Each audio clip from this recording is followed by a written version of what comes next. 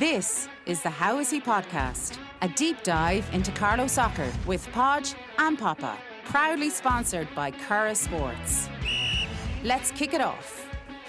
Welcome to episode 44 of the How Is He podcast. Joined as always by my co-host, Paul Papa Dowling. All the usual stuff to get through this week here in the fantastic facility, Papa, in Ampify Studio. Great, isn't it? In the middle of Carlow. How Ampify. lucky are we? And we also have a guest with us, a man who played underage for Newark in a side that won everything in juvenile set up in Kilkenny. He also played Kennedy Cup, representing Kilkenny, where they finished.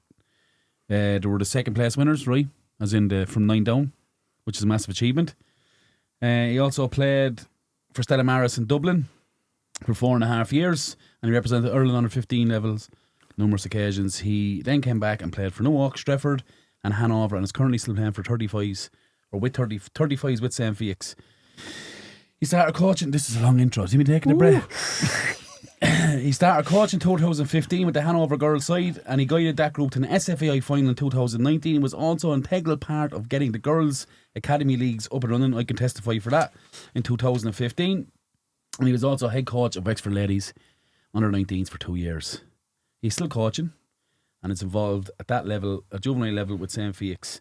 And he was also the man on the line when Carlow Academy Gaynor Cup squad won the Gaynor Cup in 2023, which in my opinion is a massive achievement. Some achievement, isn't it? In Carlow Soccer. Jesus Christ. A massive welcome to Alan Smith. Alan, how are you? Very good, Podge. Very good, Papa. Thanks a million for having me on. Good stuff. We have questions for you as per.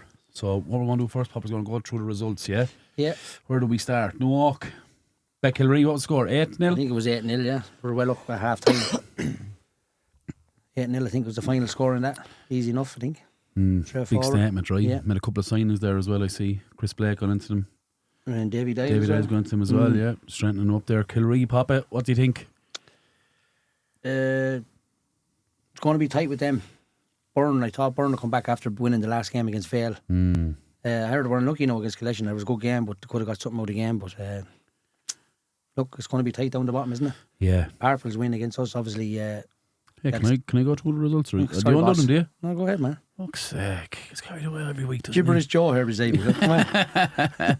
As Papa just done the results there, lads. Hello. Yeah, Craig Bagnus home 1-0. Danny missed the penalty, I heard, and I heard Matt Kelly was absolutely unbelievable in the goal. And Craig, unbelievable clearance off the line. Off the line as well, very, yeah. very late in the game, I think, as well. Yeah. Bagnestown, That puts Craig right back in it now, right? Yeah, well, I think so, yeah. Puts them right back in it, no. Parkville, big win against Sheep, Papa. I was at that. What do you think? Ash was just one of them. We didn't get going in the first half. Didn't win any battles at all. They deserved to be leading at half time, but then we tried to play a bit of soccer in the second half, but the pitch was a mess. It was, even the subs coming on for both teams trying to get an impact in the game was terrible. It was slipping all over the place. Penalty in the first half?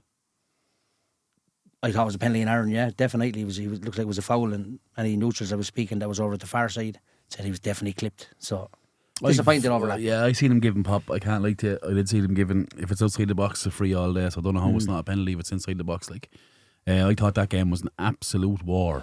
It was a battle, yeah. Parfall were well up for the game, though, in fairness. They were. Mitch Kelly was very good. Mitch Kelly was very good. I thought Jake was very good. The goalkeeper. I thought Bulmer was the best player in the field for them. Very good. Yeah, Athlete. he was very, very good. Played very well, in fairness to them. It's just a good game, though. Yeah, I wouldn't say you were bad. No, it was just a sloppy goal I gave away. I didn't get going in the first half at all, and I said if we got in at half time and try and get them going a bit, but there was 44 minutes I think to score, which is a killer. Yeah. And then try and play a bit of football on that pitch, which was a disaster. Like, it was just slippy, mucky and crap, really, being honest. So Bring on the Astro, huh? Bring on the Astro, hopefully, yeah. Tully's Travel Division 1, Slaney 3, Dolman Celtic A. Big win for Slaney. I seen Dominic Byrne rock into Carpenter Sunday after. I went over there a bit of grub after your match, and Dominic rocked in head to toe Slaney gear. I swear to God, he's a mannequin in the front of JF Sports. And I said to him, how'd you gone, Dom? He was as coy as ever. I knew inside he was screaming. He goes, I think you won 3-1. Who is playing? I think Dolman. I said, go way over that. You think you're delighted you bet them 3-1. Pats at Mill Celtic 2-1. In Division 2, Newark B3, Felix B1, Dolman B2, Craig ER B3. In the Division 3, Burn Celtic B5, Joseph's 3. And in the Ladies League, Nerney 0, Vale 5, New Park 6, Parkville 1. On to the Saturday night. Onto the Saturday in the Youths, Felix 4, Bagnestown 2. In Division 2, Youths, Vale Wonder 7, Newark 2, Ballymurphy 5, St. Pat's 0. Big win for Ballymurphy there. St. Pat's team weren't going too bad, I don't think. He had a massive win in the LFA Youths, 5-0 over Gowrie. 5-0, got the draw today. They're home to Suncroft.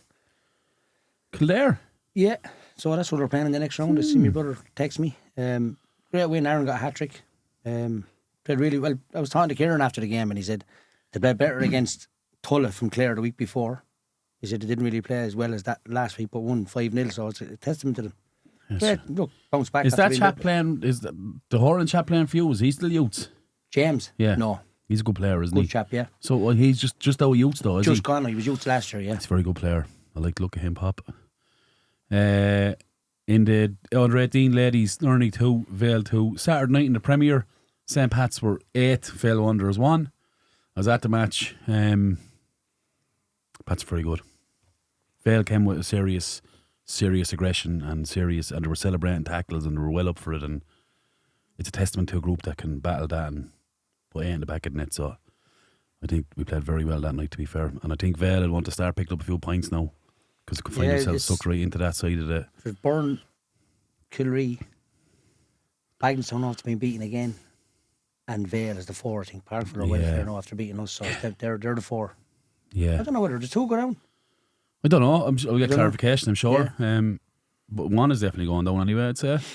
And Burn Celtic 2, as you mentioned, and Collection 3. Then Division 1 on the Sunday, or this was the Saturday as well, was it? Oh, sorry, it was the Saturday. Sorry, Alan, we'll get you in a minute, don't we?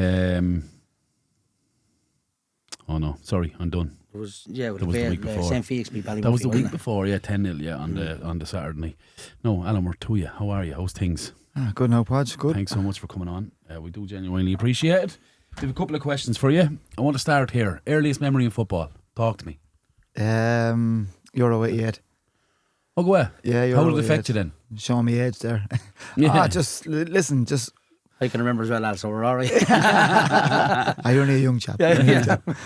No, just remember watching the match at home. Like, we lived down the country. We lived in Kiltegan at the time, and just, 2 channels, but just watching Ireland beat England and the buzz with Ray Houghton scoring that goal and the celebrations. Just, were you a football fan? Like, were you a football fan? I was football mad, like, just Spurs fan. So again, that's probably my other earliest memory. Someone has to be. That's probably my other earliest memory. Then would be Spurs and Coventry in the cup final. I think it was 87 or 89. 87. 87, yeah. And then Spurs lost 3-2, so don't know why I should have went with Coventry maybe. Yeah. But just that game just captured my imagination as well, and just seeing, just watching live soccer, you just be in awe of what's going on in front of you. John Grizovic, I think, played in the goal for Coventry, got man of the match, I think. He broke his nose 19 times or something, didn't he? Grizovic, down through the years. Handsome. Is his name? What do you call him? Grizovic, is it? Yeah, Steve Grizovic. Steve Grizovic, yeah. I never thought that name would ever be mentioned on this podcast. Steve Grizovic. Alan's bringing up the dinosaurs. Unbelievable. Talk to me about, so obviously that planted, you fell in love with the game. Where do we start playing? Is it on the street? Is it in a field? Or I was just in school, like I said, I grew up in Kiltegan, so there was no soccer clubs out there at the time. There was no league to play in, so literally just playing in school, playing with friends and stuff like that. Then we moved to Carlow when I was 12, and again just mad to get going. Like, the first game of soccer I ever played was actually for the Prez. Just started in first year, and playing the CBS, and sure, I think Jordan was in goal. He was about 5'3", and Ronan Donnelly he's still 5'3". Ronan Donnelly was up front. The high ball came in. Jordan came out. He was in the goal at the time. Jumped as high as he could anyway. Got nowhere near. I think he got up to barely got to his shoulder, But that was it. I actually played a half a season, or the end of a season, with St. Pat's. Go ahead. Yeah, and then after that, then I played Gaelic with the Blues and stuff like that. So I ended up joining New York then. So that's really kind of where it started for me. You were late enough kind of going to it then, right? I didn't really, like under 12 with the school was probably the first competitive structured soccer match I'd played. Like, as secondary school though? Yeah, in secondary school, yeah. That's crazy. Did you play in a team? You didn't play in a team soccer? No, never played. Team, never played team or structured. Never played a proper soccer match. Where did you play in the first game? Centre midfield, I think. The boss straight away. Look, throw me in the mixer. Where was your favourite position? Where did you like to play? Look, when I was younger, I had a bit of pace. I loved playing out wide. Just love the kind of, trying to take it out on one view. It's been a long time since I've been able to do that. Yeah. Do you know what dawns on me there, Alan? Right, see the way you kind of started that a bit late. Say if that's now, with the way academies start earlier, you're probably missed. Oh yeah, 100%. Because you're only starting to play in first year. Yeah, but if you look at it now, Podge, you know yourself and being involved in coaches and academies and clubs and stuff like that, like you're looking for this talent at a much younger age now. Yeah. Like all the clubs have these 9 and 10 little years of kickers age. academies and all that, and they're starting at 6, 7, 8 years of age, and you have your stronger players identified and all that. But like I think it was a different era back then. Like you know, the leagues were a bit like they weren't as developed as they are now and stuff like that. But no, 100% I agree. Like that, if you're starting off now, you mightn't even get a team to take you. Honest to God, unless honestly. you went in did a bit of training. Like if you yourself. went in at 12 or 13 years of age now, like even at a club, you might find it hard to get in. You have to do a trial really yourself, don't you? I've one go here to impress, and that's it. Yeah. And if you don't impress, I looked at him, he's no good. Yeah. You could have just having a bad game. Yeah. 100%.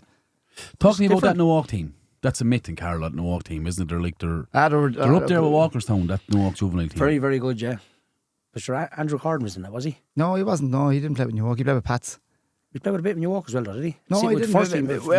Maybe when he was old. Yeah, maybe when he was older. Against him in the cattle march. Yeah. No, I remember I don't know how we ended up playing Pats. I don't know if it was in a league or a cup competition or something like that. But we played St. Pat's and Andrew was in goal at the time, and sure we lived across the road from each other. That's right, yeah. And he was slagging me all day in school and said, "You're not going to score on me. I'm going to get the boys to break you up and all this kind of stuff." So I think I went down the line anyway. I went to stop a ball from going out anyway, and I came back to meet a 2-4. So yeah, but I was slagging him the next day because I got a hat trick and we won 5-3. So. yeah.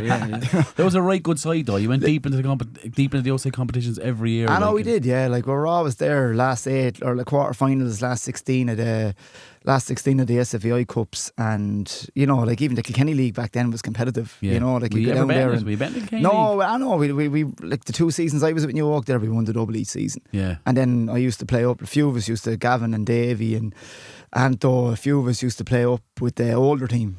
So you'd be going kind of every weekend or maybe twice a week. So were they a good side as well? Yeah, they were a really good side. Yeah, sure. Pa was on that, was he? No, Pa was a bit older than that. He had Ken Kavanagh, Leo Whelan, Fergal Bulger, Mickey Burke. It's just Eddie Nolan. Some serious players there as well. Like, and Burke, again, I was only thinking about like Wally. I think our midfield three was Wally Walker, Ken Kavanagh, and Fergal Bulger.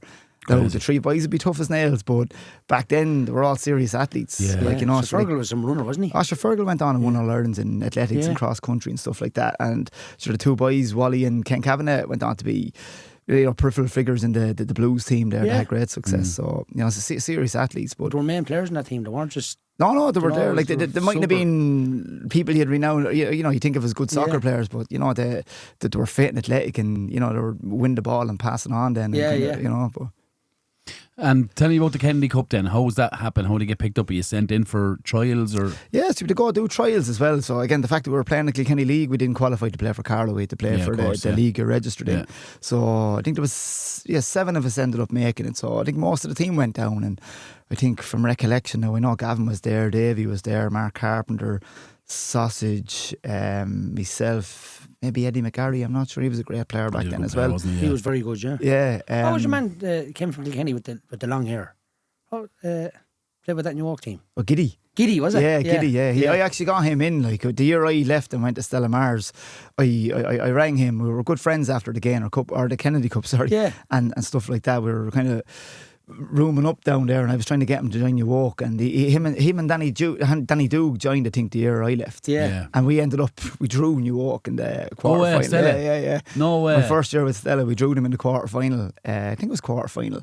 Up in Stella's pitch, but sure. Did you beat them? And we bet them 3-0, but it was a strange experience. I'd say that, imagine playing against the boys you're going to school with, and you're going out and playing, training Gaelic and all that. We were playing with the Blues at the time as well. Yeah, playing with the Blues at the time and all, so funny, like, you know what I me? He was Kilkenny, wasn't he, Giddy? He was from Kilkenny, wasn't he? Yeah, was it St. Canis's or Freshford or someone? Yeah, it was one of them. Yeah. It was one of the city teams anyway. But he was a good player. He was the scout. The Irish scouts were looking at him down there as well in the Kennedy Cup. Yeah, they kind of had. I don't know. That's what they were saying. They had kind of him and myself earmarked kind of throughout the tournament and stuff like that. But that just didn't. And were you winger for your him. club and county?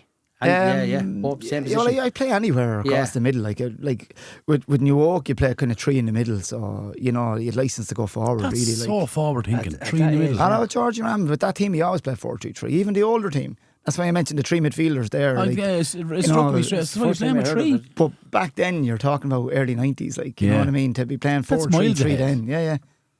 There's systems on the television. All matches on the television were 4-4-2. Yeah. Honest to God. Yeah. I was back then, yeah. If you strayed away from 4-4-2, there's something wrong with you. Yeah. What's the story with getting picked up then by Stella? So obviously you had a great Kennedy. What's your Kennedy Cup experience? What do you think of it? It was at the brilliant. time? Yeah, it was brilliant. Like, you know, like, I'm heavily involved with the girls' soccer now, and like, I love going out to Limerick each year with the girls to the Gaynor Cup. But like, I still remember, and I'd often be chatting to, say, like Anto Caver, Davy, and they'd always remember the Kennedy Cup as if it was yesterday. Do you know what I mean? Yeah. Because, you know, it was just a brilliant experience. Did you take it serious? We did, yeah. I know we did take it serious. Like, at the end of the day, we were soccer players. Like, you know, you wanted to go and try and do your best. You're professional for the week, like, aren't you? Yeah. That's your World Cup, isn't it? Honest to God, yeah. It really is your World Cup, like. It was unbelievable. And then to go and you know, I think Dublin bet us, I think, in the first game. But I think we won every other game after that. And we ended up getting to the second place competition, whatever it was called back then. Plate. Yeah. It actually was the plate, because I was the captain and we won the plate final. And there was an old picture at home with Brilliant. It was actually a plate. Yeah. So it was. But we won that after extra time. So, you know, when you go down to something like that, regardless of what you win, just coming home with that winning feeling is unbelievable. But you know what else? See when you're going out to that at that time, say you go to the Kennedy Cup now, like, you have prep, you have the Galway Cup, and, you know, it's spoke about. Like, you're going out to the Kennedy Cup, it's unknown, like, because you picked that year. No, I know the lads might be telling you, but there's no experience as a player of that, going away, you know, staying over your house, preparing together as a team. Even down to the fact eating together and all that crack. Like, there's no preparation. Like, it's a different world, like. It is, and even back then as well, there was no winter leagues. You know, there was no Galway Cup. There was there was nothing to prepare you for this. It was just Kennedy Cup. I don't even think we played friendlies. I vaguely remember maybe we played a club side in a friendly just to see what it was about. So it was literally like, you know, kind of like you're in the army and you're chucked off an airplane and you go there. Yeah. Over a helicopter. Landing. Like, you know, you're 13 years of age and you're down in the Kennedy Cup, and you know, no parents, no phones, basically. And then, like, towards the setup now, though, with the food and. It's brilliant. Jesus now, Christ. like, Where did you eat in that down there? Stables? Yeah, Stables, yeah. We ate on campus. Go away. Yeah.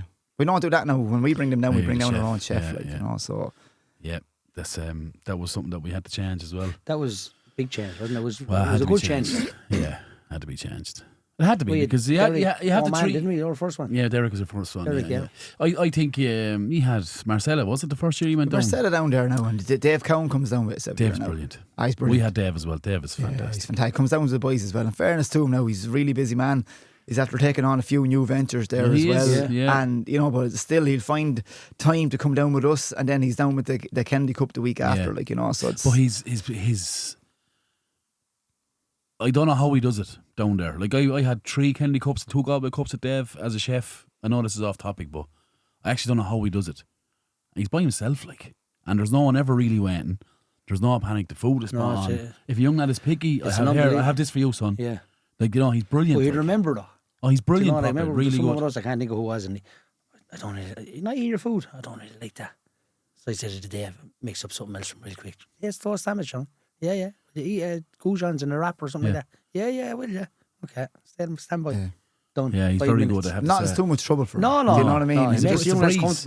It's a breeze for him. Like. And he's a gent, like, you know, you'd often get, you know, say when the kids in and often get their lunch and stuff like that they're off eating and you're having a bit of downtime. You'd be chatting to Dave, and, you know, he played rugby at a really high level. Yeah. You know, he was involved with setting up St. Felix and playing goal with 35. You know, just, just the stories he tell you, you know, he's really. He loves sport. I love sport, That's one thing resonated with me with he's a football fan.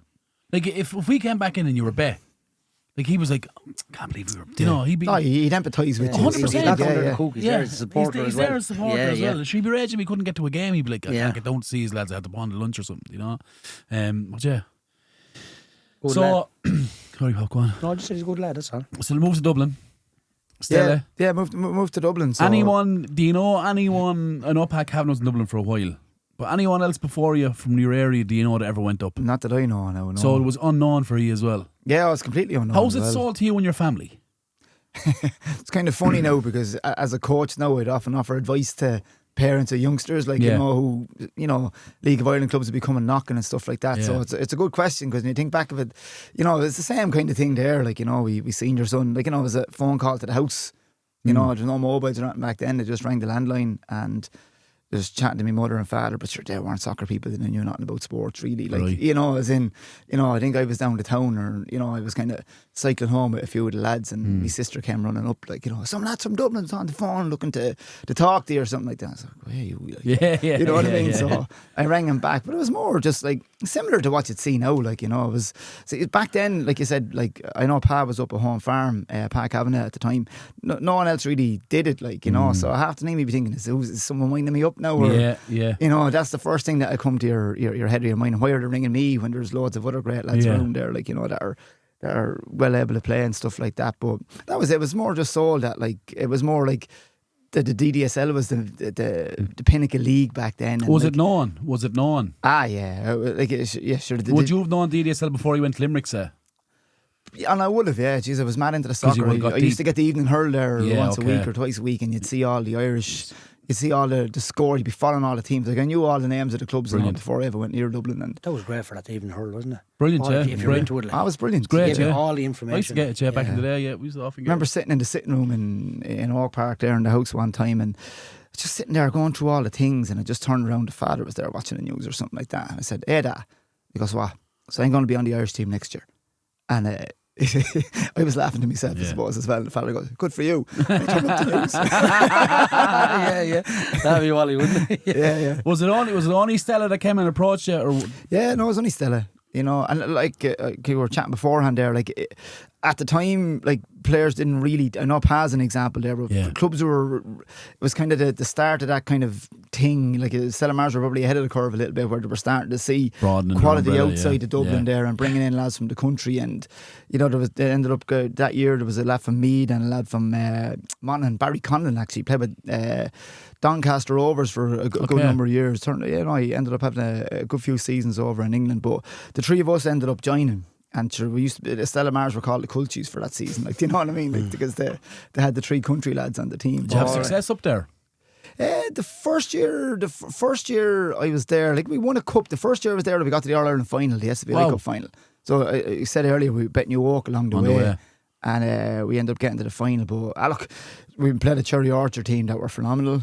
Where was the final taking place? Out the AUL complex. Oh, was it? AUL complex up there. That's where we did all the training. That was the main place. Like when I was on the Irish team and stuff like that, all the training matches, everything was out of the AUL complex. Setup, isn't it? Oh, it's phenomenal. Every pitch is brilliant. Oh yeah. Would it have been new enough back then?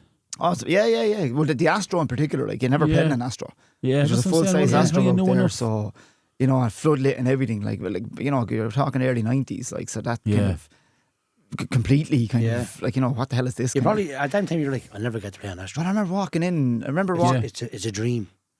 Honest to God, you wouldn't be like this. Astro. I remember the first time we trained on it with the Irish team, and I had we were used to the nets up in New York, like where they were hung around the top of the goal, like, you know, these ones had them pinned back, like, so you can walk into the nets properly. Now every club in Astro has them now, but back then you're like, just it's like Wembley. Aesthetically, this is like different level. Yeah. Oh yeah, like, come here. That's just a net, though. You know what I mean? It's a net. Yeah, getting excited over the net. Look at the way the nets are everything. Yeah. I told you about Pat's getting the gauze during the summer there. It's them gauze that you can walk into. Sure, aesthetically you think like it brings me to Bayern Munich's old stadium straight away. Yeah. I don't know why. Yeah, I know, yeah. I just get that in my head straight away. Anyway, Sinead, I was talking to you outside about the travel to Dublin, which I'm fascinated by. What, you're 14 years of age? Yeah, 14 going up. Up and down Dublin by yourself? Yeah, up and down, yeah. Up and down. So I used to like... It was good from a school perspective because I was on the Irish team when I joined Stella. I was on the Irish team as well, so I spent more than half the week nearly in Dublin because the Irish team used to train on a Wednesday night. So I get the bus or the train up. I get a half day off school, get the bus or the train up, and like I said to you when I was chatting to you beforehand, like Derek Moore, the manager of Stella Mars team, like what he did for me. With the 4.5 years I was up there, I could never thank him enough. Like, you know, he was like a second father. Like, he'd pick you up from he'd be working himself. He'd pick you up from the train station or the bus station. He'd bring you out to Ireland training, collect you, bring you back, stick you on the bus. Brilliant. Friday night then you'd have to go up, stay up Friday night because you'd be training with Ireland Saturday morning. And then you'd spend the day, like, you know, stay in his house. You'd spend the day Friday or Saturday with them. Then you get up on Sunday morning, stay up there Saturday night as well. Stay up there and then you go play your match with Stella Mars then on the Sunday. And he'd put you back on the bus or the train. And was he bringing a group from Cherry or from Stella Mars, or just you? And it was just me. Yeah, all the other lads lived in, like even Monaghan. There was more on the Irish squad from Stella Mars. No. Actually, no. One of the guys from, I was the only one. Oh yeah. Yeah, at the time I was the only one. One of the guys, the guy from Meath, Johnny Clark, he was on the Irish team as well. Right. So he was, but none of the other players were on it. Just fair play to him. Yeah.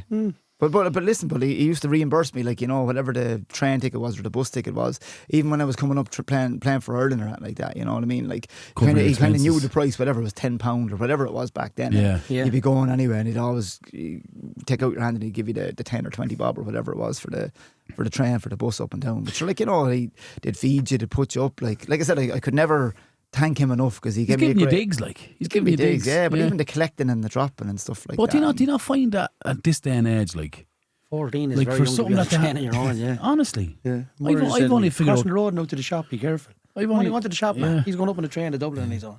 I've only figured out Dublin about 2 months ago. Like, you know what I mean? I only finally went up by myself, got brave enough, nearly 40 years of age. But yeah, do you know what? Dungareens. Come here. Like, I just think that's amazing going up there, 14 years of age, very young. Like, you must have grew up so quick in such a short space of time, like. Look, I didn't think it was. Yeah, if you call going up to Dublin and get, I suppose it is. There's a lot of learnings from it when you're young. Do you know? Like I used to struggle a little bit because when I was playing in Carlow, I got on with all the lads, and there was none of this. Whereas there used to be a little bit of, you know, that mentality that, you know, the Dublin lads will stick together a bit more, even when you be playing. And in Stella. Yeah, I remember one time, like I was getting a bit frustrated, and you know, it was in a match anyway, and I made a fucking perfect run inside your man, and your man looked at me. My own player looked at me, seen the pass, turned out the other way, and ended up losing the ball. And it happened two or three times in the one match. And I just remember, you didn't pass it because you're from the country. Yeah, 100%. Or you weren't a dumb. No. I firmly believe because there was one or two lads in particular, and I hate kind of saying that, but there was that mentality up there that, you know what I mean, they're coming up taking our places, and some of them might have been friends from beforehand, might have been there before I came, and maybe I was starting ahead of their friend or something like that. But I remember kind of saying it to the manager afterwards. I was like, why wouldn't, like, because all I wanted to do was play and win. Yeah. Do you know what I mean? Like if I'm on the team, I don't care if a lad's from Kerry or wherever they're from. Yeah, of course. You know what I mean? If he makes that run and I can play him in for a goal, I'll play him in. You know what I mean? And was it the same with Ireland? Oh, Ireland was completely different. Yeah. No. Like, none of that crack. None of that crack. Like, but even like going to the Ireland thing, like, sure. That must be some buzz. Unbelievable. It was, but it was also fucking terrifying. Sorry, didn't mean to. Who was over there? You can curse. A guy called Jimmy. What was he? Greaves. Jimmy Greaves. See, Charlie Leary's 101 the other day. Yeah, the kid, man. Jimmy Delaney, I think. Like, I was lucky to have an unbelievable coach. Like, he was like the things I learned from him were just head and shoulders above anything else anyone else was doing at the time. Yeah. Like, even, you know, set piece routines and teaching you to play in the 6 or teaching you to play in the 8, and, you know, this is before coaching courses. This was like, sorry, Jimmy McDermott. Sorry, I got his name wrong there, Jimmy McDermott. But I was really lucky to have somebody like him, and he was one of the guys down. He was one of the scouts down in the Kennedy Cup, and you know what I mean. He'd make it his business. Like, you know, we'd just be young lads, and you see the FEI jackets and all that. Like, I never really got fazed by any of that. Next of all, you come over and he'd be sitting down beside you, and you're like, well, how's things, like, you know? And you're like, hey, you had a good game there, and you'd mention somebody else, then I said, oh, you did this well, and keep it going, like, you know. But he was real kind of down to earth. But he went down there specifically to identify the players he wanted, particularly maybe looking outside Dublin, because he might that probably would have been like, speaking to you, it's like almost like at that time you're a part of loads of firsts. Because say for instance, as you mentioned, DDSL sides would have been probably Dublin sides, right? Unheard of anyone coming up from this side of the Red Cow, right? Irish squads, predominantly Dublin sides.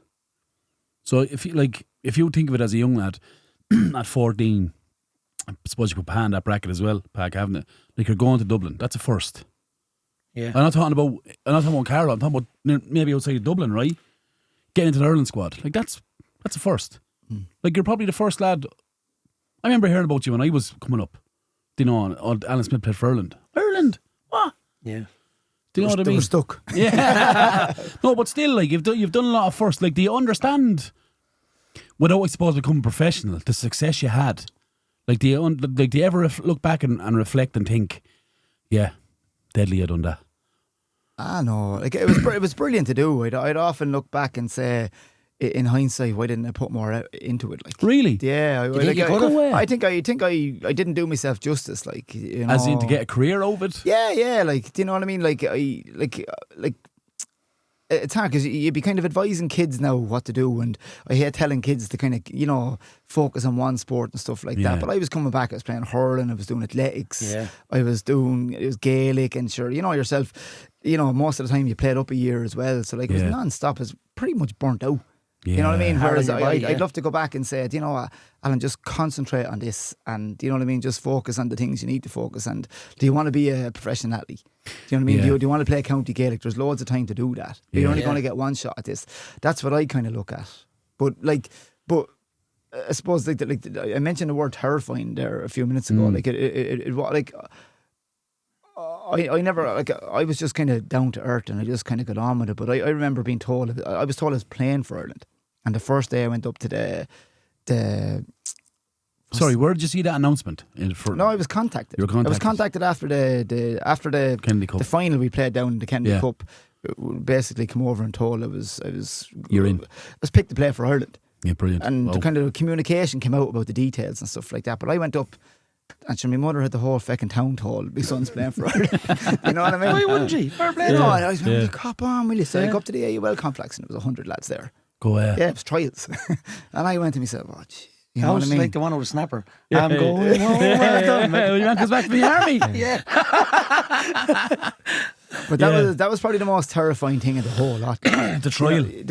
But like going up there and the whole town, you know, it was unheard of to someone for to go up. This was then the first. To go up, and I said, like. I'm going to be home as quick as I come up. Like, do you know what I mean? This is ridiculous. And Did you feel an expectation on you because everybody knew you were going up? From a bit, like I said, I didn't really take things. I just kind of you're grounded. Just got on with it. Like, do you know what I mean? Yeah. And I was looking forward to it. But when I got up, I just remember that day going, "Oh my God!" And then I just started to warm up in the drills, and I said, "Listen, just fucking ease yourself into it." Do you know what I mean? Like, ease yourself into it. How, you know what I mean? Regardless of how they're good, I said, like, just pick out the best lad in the fucking team, nail him, and you know what I mean? Do things to stand out. Like, and did you play in the wing with Ireland? Yeah. What was the system there? There was another terrifying thing because, like, I kept, like, you know, the cut would say from 100 to 70 and then to 50. Go away. Yeah. They kept on doing on a weekly thing. Yeah, it wasn't. Yeah, they didn't keep people around for long now. Go away. You know, because like at the end of the day, like they Squid Games, isn't it? because they were recruiting from the Kennedy Cup and. You know what I mean? Because they were recruiting from the Kennedy Cup and all that, they had players from everywhere. Like, so back then there was no motorways around like that. So the journey to Dublin, Alan, then from Kerry and Galway man. 3 weeks in a row and then say, look, you're gone. But I suppose that the defence kept cutting, kept making the cuts. So you didn't know because they'd be in the dressing room, they call out names. And only at the end of it, say we'll see you next week or we'll see you for the next they call out whoever makes it. Well, they used to vary it up. So you didn't know. So you'd be listening out, you get to know a few of the lads and you'd be saying like, all right, he's decent. You'd hear the list and you'd be listening out to see if your name was on it, who'd be on it. And then you'd be thinking, you know, if they call out Damien Duff, who was there at the time as well, you knew he was a decent player. So if your name was called out with Damien Duff, but they varied up. They could call out the names and say, you're not coming back. Or they could call out your names first and say, you are coming back. So you just didn't know. And then they kept on whittling it down. You sure Simon Cole wasn't the manager of Ireland? But they kept on whittling it down, and then I think they settled at around 30, and then they worked with us for a while. Then with that 30, then they cut it down to 25, and then they cut it down to the first 18 for a match day squad from the 25. Yeah. And then did that 25 then stay together, and you kept picking 18 from 25, or was it just? I'm not sure, to be honest. I can't really remember. Did you travel with them, Alan? Only over to Wales, which was one disappointing thing. Like 3 games I was involved in, 2 of them were home. And the game against what a disappointment! I know. But I'm just saying it'd be nice to get over to Spain or when you're a young lad, like it was never out of Ireland. You know what I mean? Like, do you think it was over on a ferry to Wales and back? Like, so when does the gear and all that come? Like only when you're 100 kids get a top or even match day squad. Oh, just on the match day squad. Yeah. Now the great thing about it, which was probably for an underage team back then, you kept your kit. So like when you play for, like, I have jerseys at home, like, do you know what I mean? Brilliant. You know, the all white ones with the opal, the 3 stripes down the side. Brilliant. I still, like, you know, I still keep them just as a kind of a memory or something like that. Should frame them. Yeah. But I remember I made the match day squad for the first game. to 18. And then we had a larger training block. I think we were there for 2-3 days. You know, we stayed to put us up overnight, and there wasn't a hotel, it was B&Bs back then, or you know what I mean. And I remember there was a goalkeeper from Waterford. he was cursing me because the night before the match, apparently I was rooming with him. I was snoring all night. Young lad didn't get a wink of sleep. I was fogging. Poor devil. A good night's sleep. Yeah. Poor devil. So then the next day, like, you know, the day before the match, they called out to start in 11. And I was in it, like, you know, and I remember ringing home, like, you know, the B&B had let you use it to ring home, like, you know, reverse the charges. How long before the match are they picking the team? Many...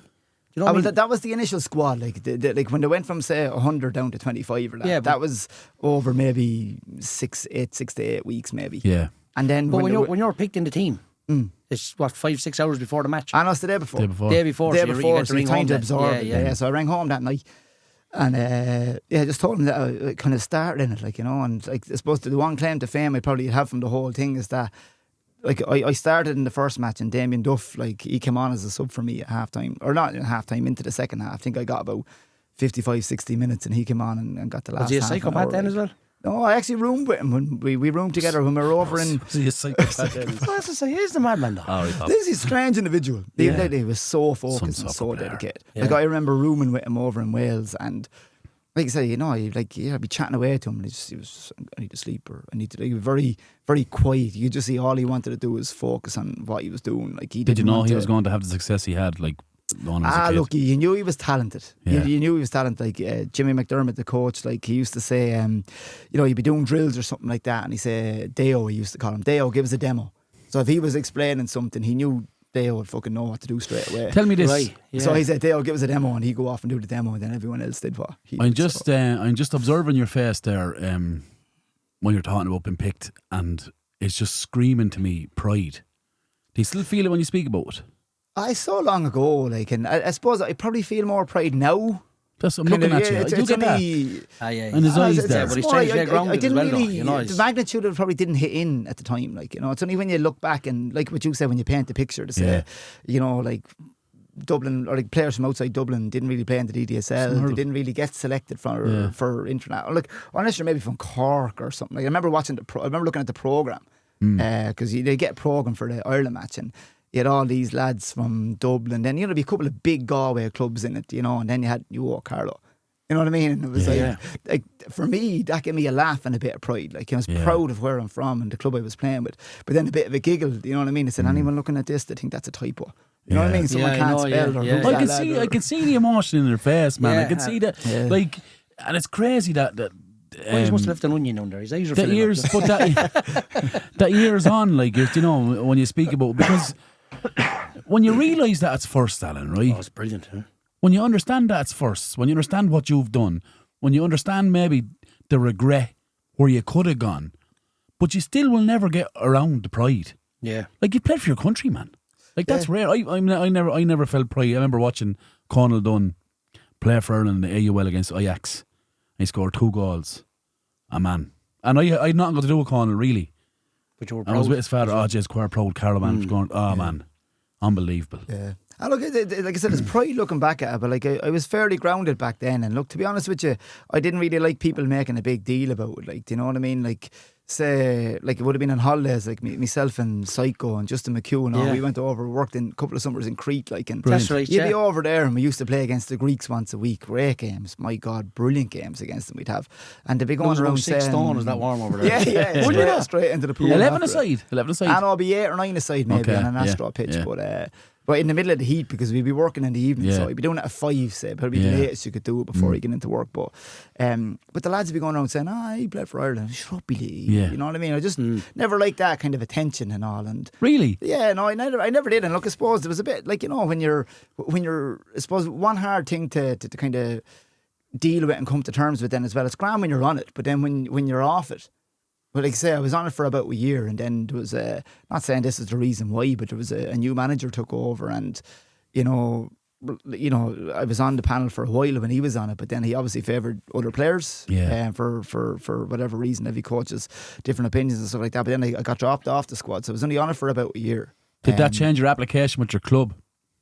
Well, it's kind of funny because that you asked that, because I got dropped one weekend. All right, basically they rang the manager and told Stella Mar's manager. So I was on the bus at the time. So he waited until I got home and he rang me then and told me the news and said, look, don't be disappointed and all that. We have a big game next week. So we're playing for Stella against Cherry Orchard the following week, and they hadn't been beaten in 2.5 years. And all the new Irish manager, all the coaches were there, and I just said, I'm going to put in the game of my life here. Do you know what I mean? So I went, I think they went 1 up. I got the equaliser and set up the winner. And I just kind of remember walking off the pitch with a smile on my face. 10 foot tall. But you're like, that's and all I I can do said here, to Derek, the manager, I said, listen, after that, I said, I don't know what more I can do. So, you know what I mean? If there's no way back in for me. You're proud of what you've done. Yeah, I couldn't have done any, really. I couldn't have done any more. It's easy to say do it, it's hard to do it. Yeah. You said something about Damien Duff earlier on there, that say he was just ultra focused. Yeah. Do you think if you were as focused as him, you know what you said, you weren't really... Look, I didn't have his ability. Yeah. Do you know what I mean? Like he was a special player. Like, yeah. You know, like here, if I had the focus that he had, like I had determination. Like even I told you a little while ago there that I was reading the Evening Hurling and I told my father that I was going to play for Ireland. Yeah. Now, part of me was laughing, but part of me was telling you, I fucking will. Like, yeah. Do you know what I mean? And that's why I put a huge effort into the Kennedy Cup, and like every time I went out and played with New York, I played like, you know, I played like this meant more to me than anything else. Did coaches ever ask you to stop playing different sports like that or anything like that? To say you were playing with the Blues or... No, they didn't like it in Stella Mars because I used to play hurling and all that as well. Yeah. And, you know, like... I presume you're playing with Stella Mars in Dublin. If the lads that are living in Dublin, it's just Stella Mars. You're not playing football or hurling or anything like that, are they? No. But back then you might get the odd lad playing Gaelic or something like that. But in general...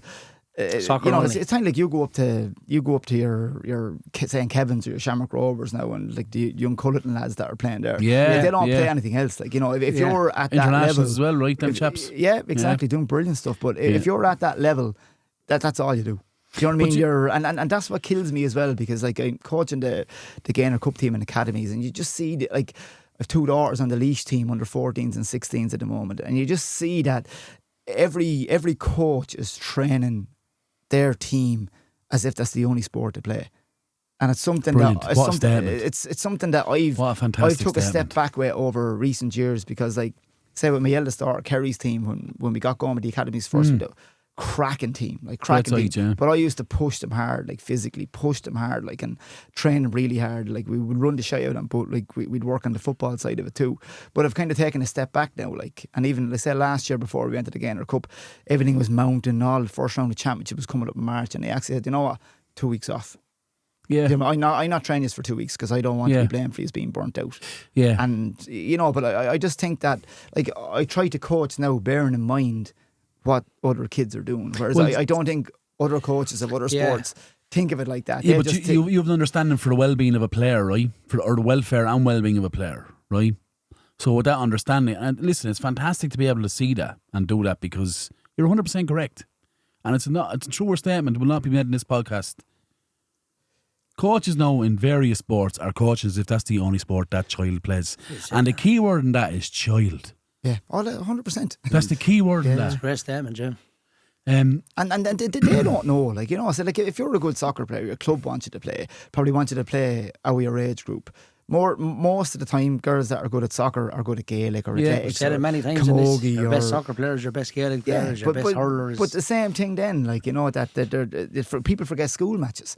Like last year, last week I had a daughter that played 2 soccer matches with the school, played 2 basketball matches with the school, trained with the county, she trained, what else did she do? Then she had a soccer match on a Saturday, county training Sunday, Gaynor Cup training on the Sunday evening, and a match Monday. Like, you know, it's just, like, I seen her in the evenings and she's just flat out exhausted.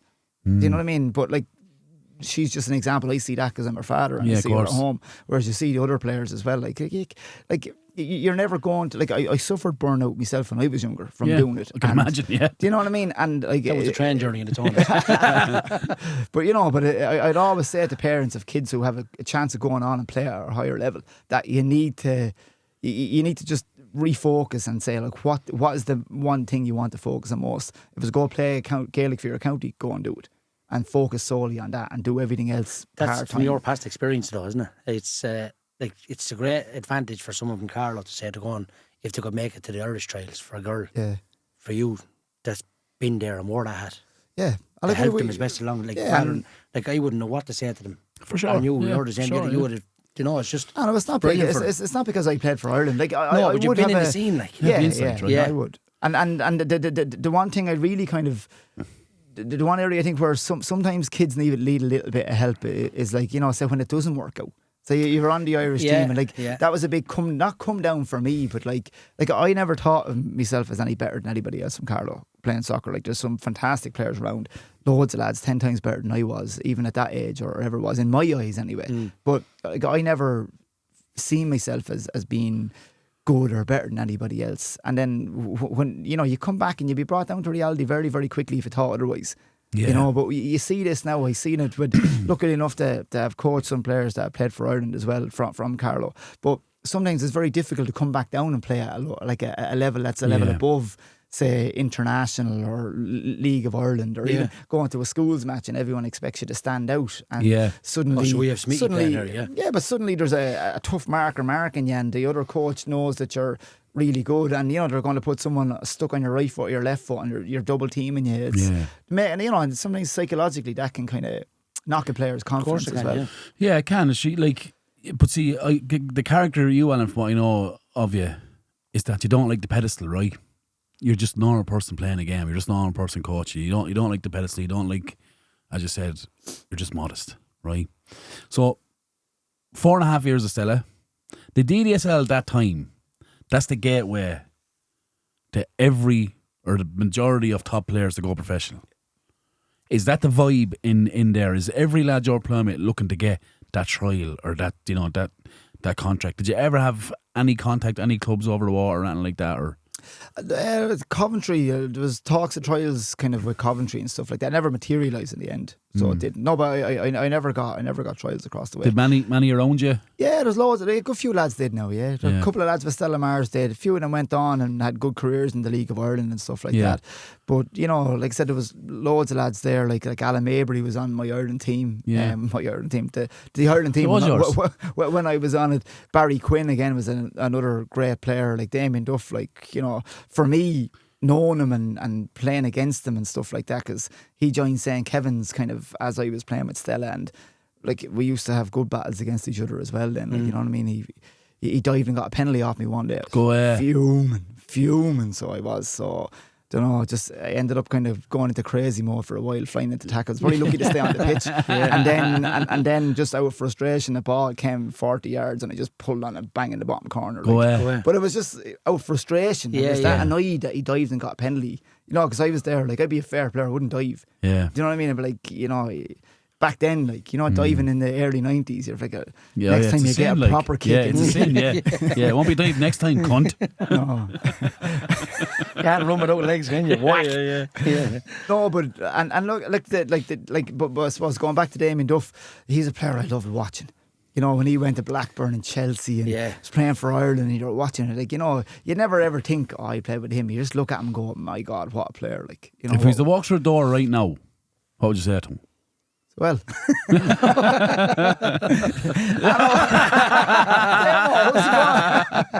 I never played for Ireland with you. Yeah. Who are you? Did you obviously you roomed with him for a bit, and I was just on the trip to Wales, the one away trip we went on. I roomed with him. When is the last you haven't spoken to him obviously since that time, or? No, I think I probably would have played against him since when I left the Irish squad that time, or wasn't on it, but but see like him and say Barry Quinn and Alan Mabry, you forget it was a brilliant time. That was a brilliant time to be involved in soccer. Absolutely. Because you'd like Roy Keane, who went over as a youngster. I remember going over with New York to watch. Georgie Ram used to bring us over to Manchester, and one of the games we went over to was Forest, and was at that game. Thomas Walker got to slap. Yeah, remember he'd go down and sit with the stewards. Thomas Walker followed Manchester's, or followed not Forest. And that was the start of the run. Looked like Manchester United was going to win the league. That was the start of the run. Roy Keane cost them the league. Roy Keane. Go ahead. Yeah, not Forest beat them 1-0. Beat the last 3 or 4 4 games in a row or something, but that triggered it. But I'll never forget when Notts Forest scored. Thomas Walker was a Notts Forest fan. He jumped up and a fully grown man went down and trying to box. Went down about 5 rows and plastered him. No way. Yeah, he was only 14 or 13 at the time. No way. And Thomas was down to the steward. shouldn't be in this You crowd. just sit down there for safety. That was the wasn't your man wasn't in the wrong. That young lad shouldn't be there. Go He's ahead. following man, not Forest. Were you there the following year when they were playing Sheffield Wednesday? No, I wasn't at that one. I was over there again, and that was the time Bruce got the 2 late goals. Oh, And yeah. that was On the set- one it. Yeah, Yeah. that The one set it. United on the way. Like for Like you know, 97 minute, you'll always see 97 pictures minute of something. Ferguson Two and the headers, out on Yeah, the pitch like that. Brian like- Kidd on his knees, Yeah, right? yeah. That was Are at you that United game fan? as well. Yeah. No, just Spurs. Oh, Spurs, no, sorry. Spurs. It was just Georgie always went to Manchester. So yeah. whether you liked them or hate them, if you wanted to go, you wanted You to want to go. go. What's the different experience back then as well? Like, Yeah. you know. Ah, listen, But never that sticks in my memory for the rest of my I life. remember that that, incident like, with Thomas Walker. that- Thomas or Derrick, was it? No, I think it was Thomas, wasn't it? Yeah. Crazy. Flattened him, yeah. But that's probably one of my favourite memories ever. Was just I was Old Trafford. I'm not a United fan, but just walking up them steps and just seeing the pitch Yeah. at eye level. What's amazing? You just Isn't like it? you nearly fall down. You're like, They would, yeah. You're in awe. God, It's lads, amazing. lads Yeah, knocking you're in you over awe. to get by, Yeah. and you're like, will you let me? Let me. And this Yeah. the stand and the full, and you see It's the bigger than players football, out. like. Oh, it's The feeling you get is bigger than a sport. Oh, it is, I yeah. think. it's bigger than a match. Like it's Honest to God, yeah. Yeah. It's overwhelming, like, you know. Yeah, and absolutely. Look, I got that from a young age, from Euro 88, Italia 90. Like, my God, like, you know, what a time to be alive. But I suppose the point I was getting to was that Irish team there, a lot of them went and played with Brian Kerr. I was going to mention his name. Yeah. They came third in '97 in the World Youth Championships In Malaysia, was it in I'm Malaysia? not sure. I think it was Malaysia, yeah. But they got beat by an Argentinian team with Cambiaso, Walter Samuel, and Riquelme. Riquelme was on in it, the yeah. team. And then the Riquelme following year, was the business, really, wasn't Yeah. it? fantastic. Lovely, yeah. But they went on the following year and won the European Championships. You know, In Scotland? I'm not sure where that was now. I just 16s? remember. Was Kerr was over I that, won was he? 16s and 18s. Yeah, Graham Barrett was captain of the 16s. Yeah, I think Damien Duff. I'm not sure if he. I think that would have been a year Richard Dunn, younger I think than me, Richard like. Dunn was the... Like Robbie Keane was there, Richard Dunn was there, McPhail was there, Richie Partridge was there. That was the 16s team. Gary Doherty, I think, was there. That was the 16s Well, it could have been the team. 16s, and then I think Went they to won 18. something 16s one Sorry, year. and then the same group went and won 18s. Exactly. 100% correct. Correct and true. Absolutely. I used to go watch that group play 21s in Buckley Park. Yeah. I remember seeing Gary Doherty. I remember seeing Clinton Morrison make his Irish debut in Buckley Park for Yeah. 21s. What club did Duffer play for in Dublin? He started off with Lord Celtic. He Oh, played yeah. with Lord Celtic, and then, like, obviously, what happened, I don't know, I think the manager was at a home farm. The manager of some team left and basically went to Kevin's and brought all the lads with him. And That happened a lot up in Dublin. brought you know. Duffer as well. Yeah, it does. It did happen a lot But in that was WSL. actually, like, Kevin's were nobody before that. Yeah. That was Right. actually when it all Catalyst. started. Like, you know, they went there. They did a great team. I think from that, then, not saying that was the catalyst for it, but It grew from it. It grew right. from that, and the structures they put in place with the underage players grew from around that. They're still time. well established, aren't they? Oh, they're Oh, yes, phenomenal. they are, Super yeah, outfit, Yeah. Considering they're not League of Ireland, like, you don't. Yeah. They don't. They're all Maybe Bows, they're weren't kind of they? fell down a little bit now. They're a feeder club for the likes of Bows. Was yeah. Bows, Yeah, Kevin's yeah. Bows. But that whole...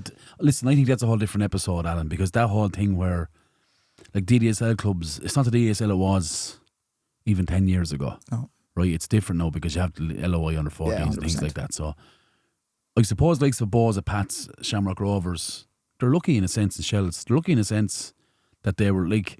Because back then, the DDSL clubs would have been much better than League of Ireland clubs underage. Yeah. Like Paul mentioned it. Paul Jam mentioned about like that was basically Tala Rovers, which is just happened to be called Shamrock Rovers, and just by luck they're affiliated with the club. You know, so it But that actually was has hurt the Joys, it has hurt Kevin's, it had hurt the Stella.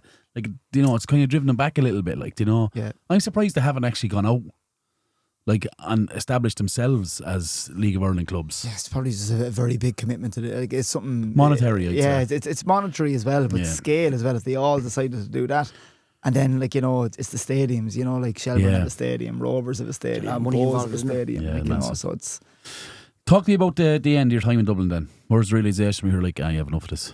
yeah. So I was kind of into my fourth season, or sorry, I was into my fifth season. So I was up there, and look, it was a big commitment. Like, I probably missed out on a lot of things throughout my childhood as well. Like, What kind of age? You're lads 17? going out, and, you know, I was, what's the age? It was like 18, yeah. So I was in college, and then I was starting to work part time as well to get a few quid, and you know, no, I wasn't on Scraggs, yeah. that was still to come. But I think I was working at the LNN, and I got a job then in Dinree, and sure, that Oh, was yeah. Saturday nights then, and I kind of was doing that for a little bit. It was very hard to make it work, and I just decided, look, I said, I think my chance is gone. Like, I kind of went up to Dublin to see what I could do, and I kind of knew myself, like, you know, you get to a certain age and you're... The ship sailed. The ship has sailed, yeah. Okay, and it's just kind of realisation of that, and I said, you know what, I'm going to come back here now, focus on college, focus on, you know, working and stuff like that. Play and a bit down here. Play a bit But you played a bit of Blues. You won Leicester's Blues, right? Yeah, I was part of the Blues team there that had that great spell. So you didn't come back down and like regress. You came back down and you still kept going, kept playing. Look, in fairness, like, I always commit to what I do, like, you know, and you know, even when I came back down, I used to try and make the soccer and the Gaelic work. Even when I was playing with the Blues, like, you know, I'd always still be playing, whether it be Stratford, Hanover, whoever you were playing with, like, you know, even working in Scraggs, as you said, Papa, you know what I mean? You know, brilliant days, and that's another episode as well. That's an extra episode. But you know yourself, like even like, you know, by the time you're finished serving and cleaning up and all that, even if you had 1 pint, you know what I mean? You're still 3:30 when you're serving at one. You're not. If you had 1 pint, you're not getting home. Clean up one of it. It's 3:30, 4 o'clock, and then you're playing 11 o'clock kickoff. Yeah. I remember one night there was a county final. 3 cans of Red Bull, wake up. There was a county final the next day with the Blues, and sure, the boys were on a drinking ban for well before the championship. But sure, they all the scouts, old Anthony and old Davy and Patter Birmingham, the pub, the lads were the lads. Yeah, but sure, I was coming home from work anyway, walking down Tullow Street, and the boys caught me. What the hell is going on with you? And so I just opened up the coat and showed him the Scraggs top, and he goes, "You better be right for the morning," or whatever. You know what I mean? Yeah. Listen, all that Greg New team was in that Blues team as well, you know. Yeah. Do you know what I mean? Like, they were the core of lads. Yeah. They were the core of both teams, basically. Yeah. Just the 3 cabinets are on, and then you're mentioning Davy Alan Walker, himself, Davy Walker. You know what I mean? Sausage. Andrew Corden. Sausage was a great soccer player back in the day. Super soccer. Outfield. Yeah, left back. Yeah. Like that when you get a free kick on, no. Yeah. Power in it. Wonderful left foot. Yeah. Tell me, before we move on to your coaching, what would you change in that time? I think I'd go back to that point there. If I was going to foot, like, you know, if I had it all, if I had the time to do it all over again, I would have just focused solely on the soccer for the period I was up there, just to see what could have happened. And look, maybe not might have happened. Do you have an idea what happened? I don't know. Sure, look, like, football's a game of opinions, and you know that yourself. You know what I mean? Like, you could think you could put in the effort there, and you could train like a madman for 2 years, work on your skills, work on everything, and you know, it mightn't make any difference. Like, you know, there's so many talented players up there, but there was so many talented players in Carlow. Like, I always thought myself as very lucky to get the opportunity, and maybe there's lads better than me in Carlow that didn't get the opportunity. Would you believe that? Yeah. Yeah, 100%. Wow. Yeah, so you don't have to go out to any match you play in. Even when you were beyond the Irish team, you go and you'd be playing against the CBS or the Tech or anything like that, and you know what I mean? There's no room to think you're good there. Do you know what I mean? Because you look at Wally Walker's running by you, or Eddie McGarry's flying down the wing, or you know what I mean? Like, there's so many good players that like, you know, you'd be mad or crazy. You don't need to think you're a level above that sort of. God, never thought that. Even when I was on Ireland playing for Stella Mars, never. And like playing against New Oak for Stella Mars was probably one of the matches I hated the most. Do you know what I mean? Because it was awful to... Sausage playing, we won right hand side. Yeah. Sausage playing left back. I don't know who I was marking that day. Did you get a hard time? What? Did you get a hard time? I got a bit of a hard time. In Carlow, I was in Dublin. Lucky you. For sure, it was back at the time Wimbledon were going well. Sure, the boys had the speaker in the dress now. No way. No one really had that, like, you know. So did Stella or New Walk? No, Stella. Oh, okay. Or sorry, New Walk. All the boys came up on the bus, like, you know. Yeah. And sure, they were trying to get me to go up on the bus with them. No way. Yeah, and the manager from Stella, I was there, can I? And the manager said, no, you're not going on any bus with New Walk. Have you tortured all the way up? The Lexus, Drink that. You can imagine, can't you? Yeah. But I remember coming out at half time. I think we might have been 1 up at half time, and Antok having to walk straight over and be heavy as no smays are going down. You know what I mean? No, just typical. But I think that the best laugh, Davy Walker still slagged me over this now. We took a corner, and the pitch we were playing in Richmond Road, there was a wall, like you had a yard to hit the fucking. Okay, yeah. You had no run at the corner, yeah. But sure, I was looking to see where I was going to hit it anyway. Next of all, I hit the corner flag and the ball went 10 yards. You know what I mean? When you'd be playing against the boys, you'd be Davey wouldn't let you forget that. Oh, you'd be raging. London let me forget. You know, but brilliant. Absolutely. Look, the next day you're back training with the Blues, or you see the boys in school. So look, you move along fairly quickly. But Talk to me about the Gaynor Cup journey, especially the journey to winning it, because it's an absolutely fantastic achievement that I firmly believe didn't get enough coverage for what it was. I remember watching the game on stream. I think there was 10,000 watching it on stream. I don't think there was that many now. I think there was a couple of thousand. Roll with it here, man. No, there was definitely 20,000. No, there was definitely. It was in the YouTube thousands was anyway. sold out. Yeah. No, it was in the thousands anyway. Yeah, no, there was definitely a couple of thousand people watching it, but sure, I felt like half of Carlow was there as well. Yeah. You know, the support we got on the day was phenomenal. And, you know, like before I even get into it, I think like I spent the whole bus journey home. I always thought that if we won the Gaynor Cup, the girls would sing the whole way home. It was the quietest bus it was ever on in my life. Seriously? Exhausted? They were out on their feet. Out on their feet. Who was you playing the final of that? Midlands. Right. But it went to extra time, and in the heat, and it was their 6th, 7th game in 5 days. You know, they emptied the tank. Empty the tank. Like, I give you a great example. Like the very last play of the game.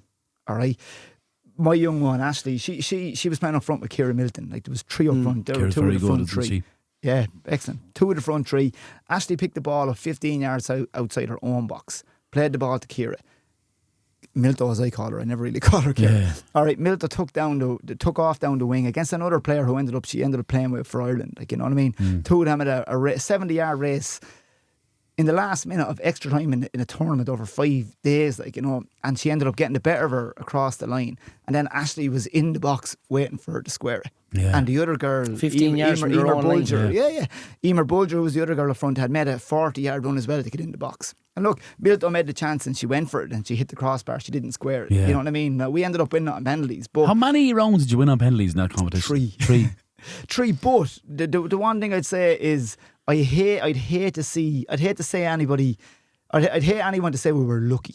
Oh no, because we didn't. Because you sent me a message. I got loads of messages on the bus at home, and you sent me a message that stood out. That just captured it. He said, "I think he's played the perfect game." I think he did. Yeah. Do you know what I mean? Like we completely busted. You won on the line. I didn't have to open my mouth to the girls. All I did, they brought in an FEI coach to coach them, and he was a bit of a.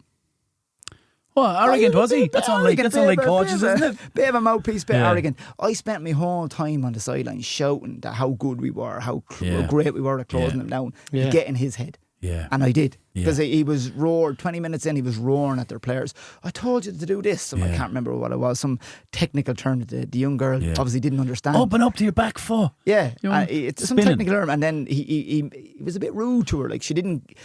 It's not that she wasn't listening, she didn't understand what he was saying. Yeah. And he said it again 2 or 3 times to belittle her. You know what I mean? And I just thought that was a little bit. But it was his ego. Yeah. You know, he was a little bit. He was bigger than the occasion. He was a little bit put out. Spawn on, Paul. But listen, I thought he was. We went down with no expectation. The one thing I would say about that group, semi-final year before, though, right? No, 2 years before. To go back, like when we started the Gaynor, it was 2016. So the first year we went down. I was down there the first year. Myself and Niall Byrne, we were there. Like, you know, with a good old team. Blessing Kingsley was on it. Yeah. Or, you know, Zara Curfe, Bette Evison. Kate Mack. No, she wasn't on it the first year. No, was she not? No, she was too young. She was under 12s. Oh, she was the year after. She was the year after. Sorry, okay. So, you know, that year, myself and Byrne over there, like, you know, we played a few friendlies and we were doing all right, and we're going down to turn heads here. You know what I mean? Yeah. Went out against Inishowen, got best 6 in the first. Inishowen were unbelievable. we ended up coming third last in the competition. We won again. Oh, sorry, second last. Yeah. Went down the second year, we ended up coming second last.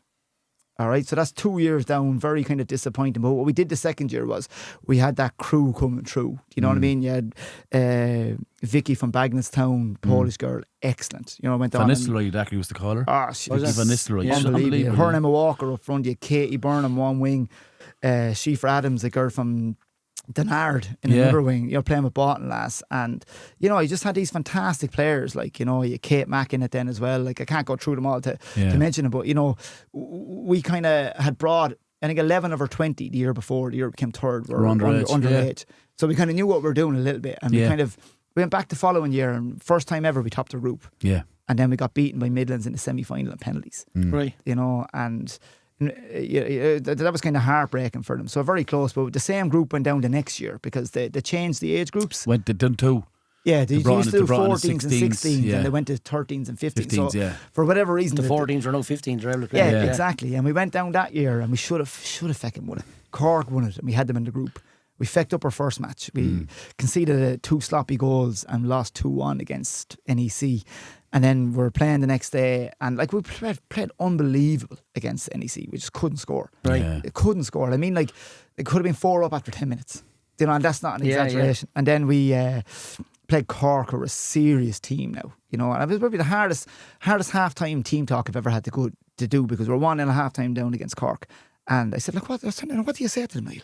Yeah. Do you know what I mean? Like, they're after playing unbelievable soccer against NEC lost. After playing unbelievable. Like, I mean, like, we pounded Cork. All right? They got an early goal, and then we just clicked in, and we just played them off the field, and we couldn't score. So what do you say to them? So we just said, keep going. Bet Cork 2-1. And keep doing what you're doing. The first game cost us because they had an easier game last, and Right, we were playing NEC, who we beat, but they knew they weren't going to win the group, and they used that to rotate the squad a bit. And but we went on and won the Shield in the second place competition. Yeah. Like from that, after the first game, apart from the goal against Cork, and we won 5 games straight. Scored 12 goals and conceded that 1 goal against Cork. They were just went into That's super, isn't it? beast mode, you know. So I always felt sorry for that group, because there was a gainer in them. They And had even the year we got potential, beat in semi-final, Kilkenny won it that year. Yeah. And, you know, like, we played in the Kilkenny League. So we knew, like, Ella Malloy, you know, Amy Clifford, Freda Mons, we knew them inside out, you know. And I always kind of think we sat around and watched the final the next day, and I looked at a tired team, very, very good team, but they looked tired.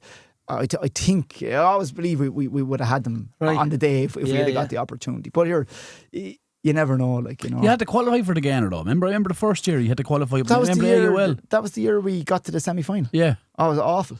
You had to qualify to get into You had it. to qualify, yeah. Group.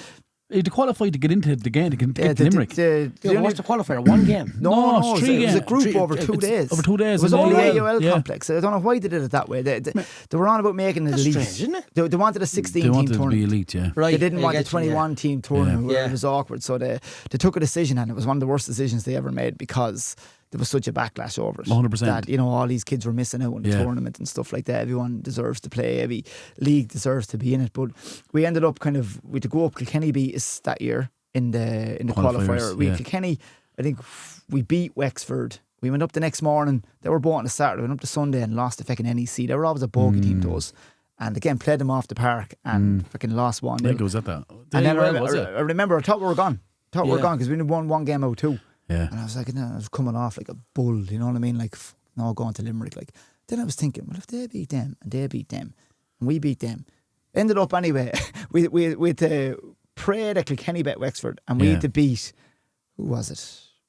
With Waterford. We beat Waterford by 6 goals, and there were only 40-minute matches now, 20 minutes aside. So we had to beat Waterford by 6 goals. And Kilkenny had to beat Wexford as well. Kilkenny just had to beat Wexford. Yeah. Up during, okay. So they didn't have to beat, just had to beat. Right. So like 20-minute matches, 12 minutes in, 0-0. So here we go. Like, that's all.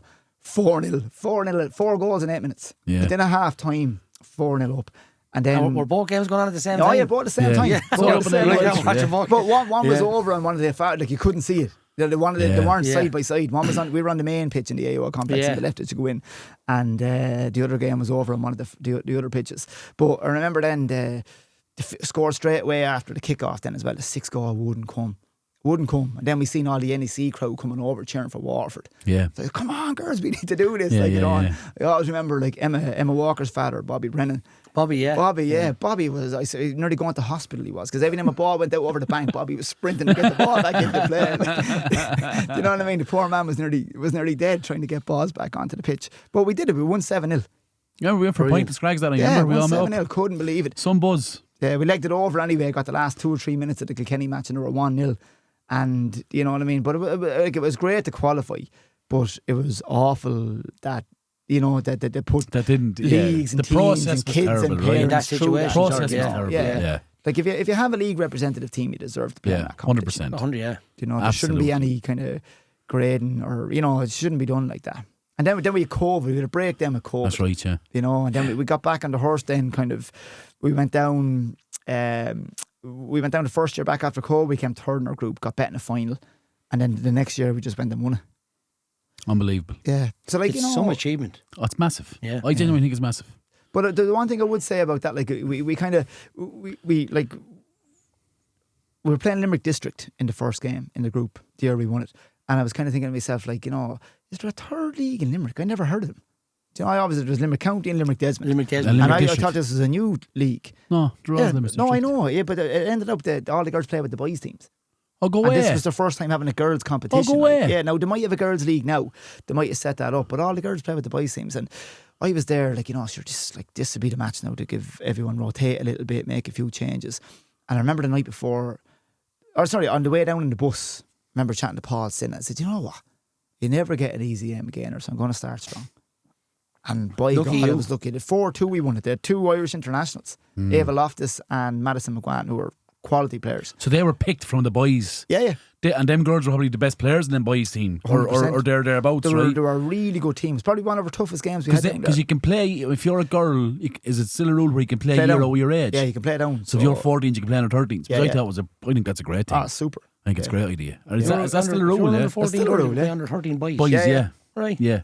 Dacker knows about it. He's always trying to rob me best players. I bring them the Galway Cup. I bring them the Kennedy Cup. Yeah. Come back to me talking about it later. Yeah. But then we had a kind of group deciding match then the next morning because we knew Wexford were very good, and I think they were a really good side now, and they were well drilled by their manager, and we kind of played them in the Interleague earlier on in the year, and it was one of the most physical matches I've ever seen in girls soccer. Like, we played them up in Collection, and like they were a big strong team, and we were only a kind of a young slight team, and that game made us because we bet them 2-0, and I remember Cara English had an unbelievable battle with their kind of right winger who was a really, really good player, but we ended up beating him. But we went out the next day and we just, like we did in the final, we just took it to them, didn't give him a second on the ball, won the game 1-0. Was it 1-0 or 2-1? We won it anyway, and that set us up then to top the group. We had to play was it in Inishon later on in the afternoon then, so we topped the group. And then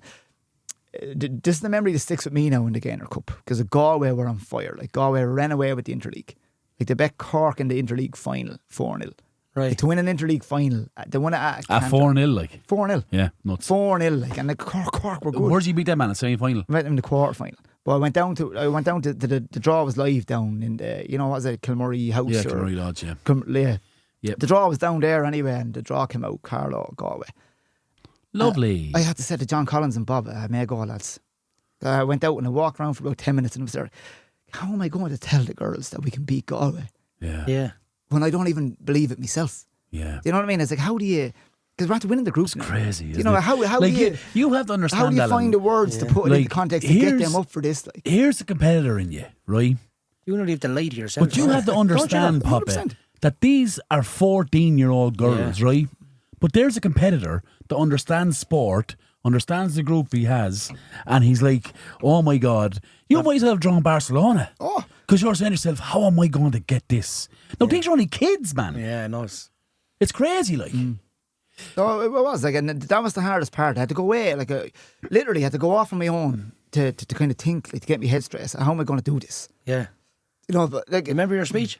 No, I don't. I don't have a clue what I said. I know, it was more like it was really kind of when we get to the latter rounds that we realised, and my daughter, I had a daughter on the team, Ashley, and they were quietly confident. The girls were more confident than we were. Brilliant. Do you know what I mean? Not that we'd ever underestimate the team or anything like that. You know what I mean? We didn't. Like, and we kind of had a great run into the Gaynor where we played friendlies and tournaments, and we were kind of, apart from one blip in a game up in Collection and the Blitz, we won all our matches. Brilliant. You know, and we were playing really well. So there was an underlying confidence there. Like, but you had players like Hannah Curfa, Siobhan Sinnott, fucking warriors. Like, absolutely. do you know what I mean? Kira Milton with a touch of class. Like, you know, like I won't mention names though, because I'd hate to leave anybody out. They were just a great bunch of girls. But there was like, we set up an under 10 development academy years ago. That's right, yeah. And like, I used to bring Kira Milton up to it. Like, she was 2 years younger than everybody else, and I used to say, come on up to this, or come in and train. I brought her in with the academy when she was only maybe under 10 or 11. She was 2 years out of the age group. But we worked with that team, and basically the core of that Gaynor Cup winning team was in that under 10 development academy. Yeah. So they were so used to each other, you know, when they got there. But like, getting over Galway, the same thing. We went out against Galway anyway, and completely dominated the first half. Like, I mean, like if we got played off the pitch and we got away with a 1-0 or something like that, I'd tell you, like, you know, but completely dominated the game. And we went out anyway, 2 minutes into the second half. One hoofs the ball in over the goalie's head. Well, not the goalie could do about it, but it was just one of them. It was a pot shot. Do you know what I mean? You know, and I was there, here we go now. Get off, we can be like a briar for the rest of the tournament after losing this. You know what I mean? And then just the girls clicked into gear again. You know what I mean? They, like, you know, and in fairness, like, we didn't dominate the second half as much as the first. It was 50-50, but we got the equaliser anyway, brought it to penalties, and we won the penalty shootout. And then sure, like, I kind of always laugh because we went down to the stables for a pint the night before the quarter final, and straight away I met the Midlands manager, or the lad over the Midlands, and I didn't know he was the Midlands manager at the time. The lad he knew who you were, though. He knew who I was, but I was trying to. That's the lad I ended up intimidating in the final. You know what I mean? All me roaring and shouting. Yeah. But I was walking out to the toilet, and he goes, he's got a tough one. No, that's the draw we wanted. If we want to win the tournament, you got to beat the best teams. Brilliant. Half thinking to myself, no, but that's brilliant. But I wouldn't tell him that. Yeah. And then he was like, this player and that player, and he gave me a few little nuggets. I used it to my advantage. You know, he'd seen them playing. Yeah. So I kind of took that away. But if you had went with the underdog attitude to him, he wouldn't have given him nuggets. No. Because he knows, but see, they wanted anyone to beat Galway. Yeah, but the fact you said, no, we're going to beat them. They were strong favourites for the competition, were they? Yeah. The team no one wanted. The Midlands didn't want. Like, all they wanted was someone to beat them jammy. You know what I mean? Yeah. But we deserved to win against them. Yeah. And then our prize for that then was Dublin. So you know what I mean? Yeah, MGL South, which is the better of the teams. Metropolitan Girls League. That's what the Dublin DDSL equivalent is. They had that's what the DDSL is called for liquor girls. Yeah, Metropolitan Girls League. They had who did they have? Oh, sure, Piedmont United were very, very strong at that age group. We played them in friendlies and stuff like that, but they had 8 girls. Like they ran away with the All Ireland that year, the SFAI Cup. I think they won the final 4-0 as well. Piedmont, yeah. Right. So like they had 8 or 9 girls on that. Penalties as well, right? Yeah, penalties. Yeah. So now, in fairness, again, first half we were excellent. The second half was probably the most. We were on 1 up, so we had lead to protect. Yeah. We didn't kind of a ball went in and mix up between defender and the goalkeeper, and one toe poked it into the goal. Not like to cut us open. But that second half of that game, there was a period for about 10-15 minutes where that was the most under pressure we were for the whole tournament. So, like, I'm not going to tell you we were blowing teams away. Like, we were soaking up a lot. You were specific though, Alan. I remember watching that final, and obviously I wouldn't speak in the background that who would have been down there. I wasn't involved at this time, but you still have an eye on it, right? I remember seeing in that final, you're so extremely organised. Like, you could evidently see what you were trying to do off the ball. Which for me, looking at it as a coach, seemed more important because you knew what you can do when you had the ball. Yeah. So just the way it's like everyone knew their job. Yeah. And everyone knew their role. It was, as a coach, when you're sometimes you do phase of play, you try and put players in lanes. Like, you put down lanes and you imagine, here's your lane. You're playing in here. It just screamed that. Everyone knew not only what they were doing, what the person in front of them was doing, what the person beside was doing, what the person in the diag was doing, and it just worked beautifully. Like, it was perfect. Like, you definitely won that on the line, I have to say. I'm going to ask you this question, right? You can only keep one. Your hurling career, your success with Newark, or the Gaynor Cup? Gaynor Cup. Oh, a fair play. Gaynor Cup, like, individual things are fine, but to get a collective, like, to get a squad like that, and to have them believe in themselves and do something that, like, it's unheard of really for a Carlow team to go for a small little county like Carlow, to win an All Ireland like that, like 100%. And we were. I'll finish on this now because I know you have loads more stuff to do there. Don't panic. But like the night before the final, we just got an idea. I said, "Come on out," because we were staying in Kilmurray Village, which is the one closest to the pitch, and they have the main pitch there, just beside that, the one they use specifically for the finals. So I just don't know what came in. The girls were all out messing around. And I see the girls didn't care. That's another great thing. The girls weren't sitting in the room going, free spirits. What am I going to do? Like, you had to drag them in. We're all running around. I said, will you stop? You're going to get hurt. Conserve some energy. The girls were just having so much fun, like, you know what I mean? And I said, come on, we'll go out onto the pitch. So we set them down in the middle of the pitch, in the centre circle. And I said, tomorrow we're going to win the All Ireland here. Wow. Jesus Christ. And do you know what? Jimmy Bullard moment with the but they believed it. They believed it. Yeah. And they got more crack out of that. They then, made because you believe it as well, Some like young that. lad was slagging my head or something like that, you know. And I made a little bit of a run after him, like, you know. So the girl's got the biggest gig. Me 40, I wasn't going to catch the young lad, you know what I mean? But, like, you know, I'll finish on this. I've been down in the Gaynor Cup so many times. Like, the nicest feeling. All right, because normally you go down, you do your best if you have a final that day, or you're lucky regardless of what level it's at. But you stay around and watch the final, and then everyone goes back to the houses, gets the gear, bus comes and collect you. But you know, I remember coming off the pitch that day, and it was the last one left. Brilliant. Last one left, and then like SFAI were gone. Most of the fucking Carlow parents and all were gone. Everyone was gone. Yeah. I remember just looking at it, going, I remember this now. Yeah. Last one here, because you know what I mean. And It's a memory of a lifetime, isn't it? yeah, and then even when we went back to the village, I went down to the village reception, and I said, listen, we're never in the final. We're in the final day. Not about normally you have to leave one room. Yeah. You have the one house, and everyone's stuff is banged into it and all that. Yeah. So I said, give us the house, or give us the houses.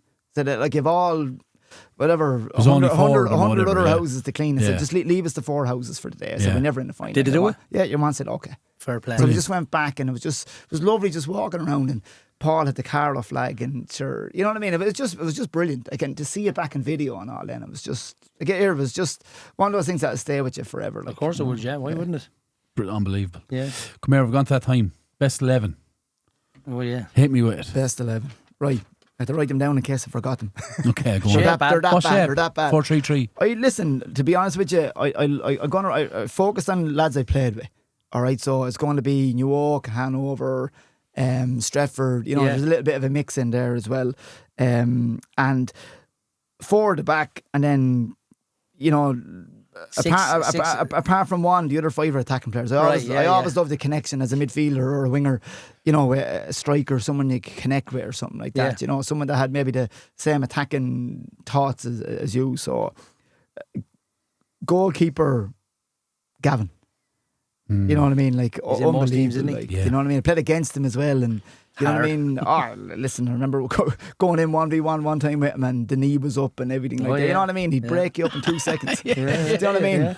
And but he'd be real. He wouldn't say anything on the pitch. He'd break you up, and he wouldn't say, "Are you all right?" He'd ask you after. He treated you the same as like if. He'd ask you all right if you're car, but you're getting it. Yeah. If you're playing against me, you're getting it. That's it. Like Gavin is stabbing in the face, not in the back. Yeah. Do you know? But I remember playing an SVI game with Newark years ago when I was a young lad over in Galway, and he made the best save, even at a live match I've ever been at. Right. You know, he'd been the best I've ever seen in real life. The man, it was a real windy day. The Galway team had the wind. Probably Salt Hill, was it, or somewhere? I don't know who it was. No, it was meant to be played in, was it Terryland Park? Yeah. But it was waterlogged. We had played them in the middle of the state. But your man took this shot anyway. Next of all, Gavin jumped up, and I swear to God, when I mean, he was parallel, about 4.5, 5 foot in the ground, off the ground, just parallel, and tipped it over the bar. Oh, yeah. And I just remembered myself going, oh, holy shit. Yeah. Do you know what I mean? I said, we have to win this match. And then we went to extra time, and Carpenter got the winner. Like, do you know what I mean? So into the next round. But brilliant. Just unbelievable. And just another Newark lad, like in the back then, Davy Walker, like, you know what I mean? I played with Davy when I was younger, played him against him for a good few years down at Hanover and Stretford. Actually, he played with Stretford for a while, Davy. He did. So I played with him there as well. But played a bit of 35s with him there as well over the last few years. But again, just unbelievable player. Like, he's reading at the play, reading at the game and all that. But did he play? He played in the League of Ireland for a little while. FC Carlow, yeah. Colin Whelan. Brilliant. Hanover. Yeah. I love playing He with was Colin. on my team, yeah. Oh, he was one of the most underrated players. Yeah. Loads of, like, Newark were always trying to get him up to there. Didn't care who he was marking. Bad injury, was it? Injuries pop, Just was it? his knees, he used to play 3 games and got injured, missed 5 or 6. Then he'd come back and he'd play on pain, but then he was just I messed up, lads. And then I think he was running his father the courier service or something at the time. Was it? I think he was running that or something like that. But he was He was like player. a maestro, just so calm on the ball. Like even you play him in midfield, and we did at times. But he just so calm and stroking the ball around. I used to always compare him, Alan, to remember playing with the Blues. Andrew Corden got the ball. Get out of the way, lads. Let him through. That was it. You can't get the ball. You just go through 7 red lads kicking over the bar. Wow. Colin was like that in the soccer. Picked up the ball in centre half position.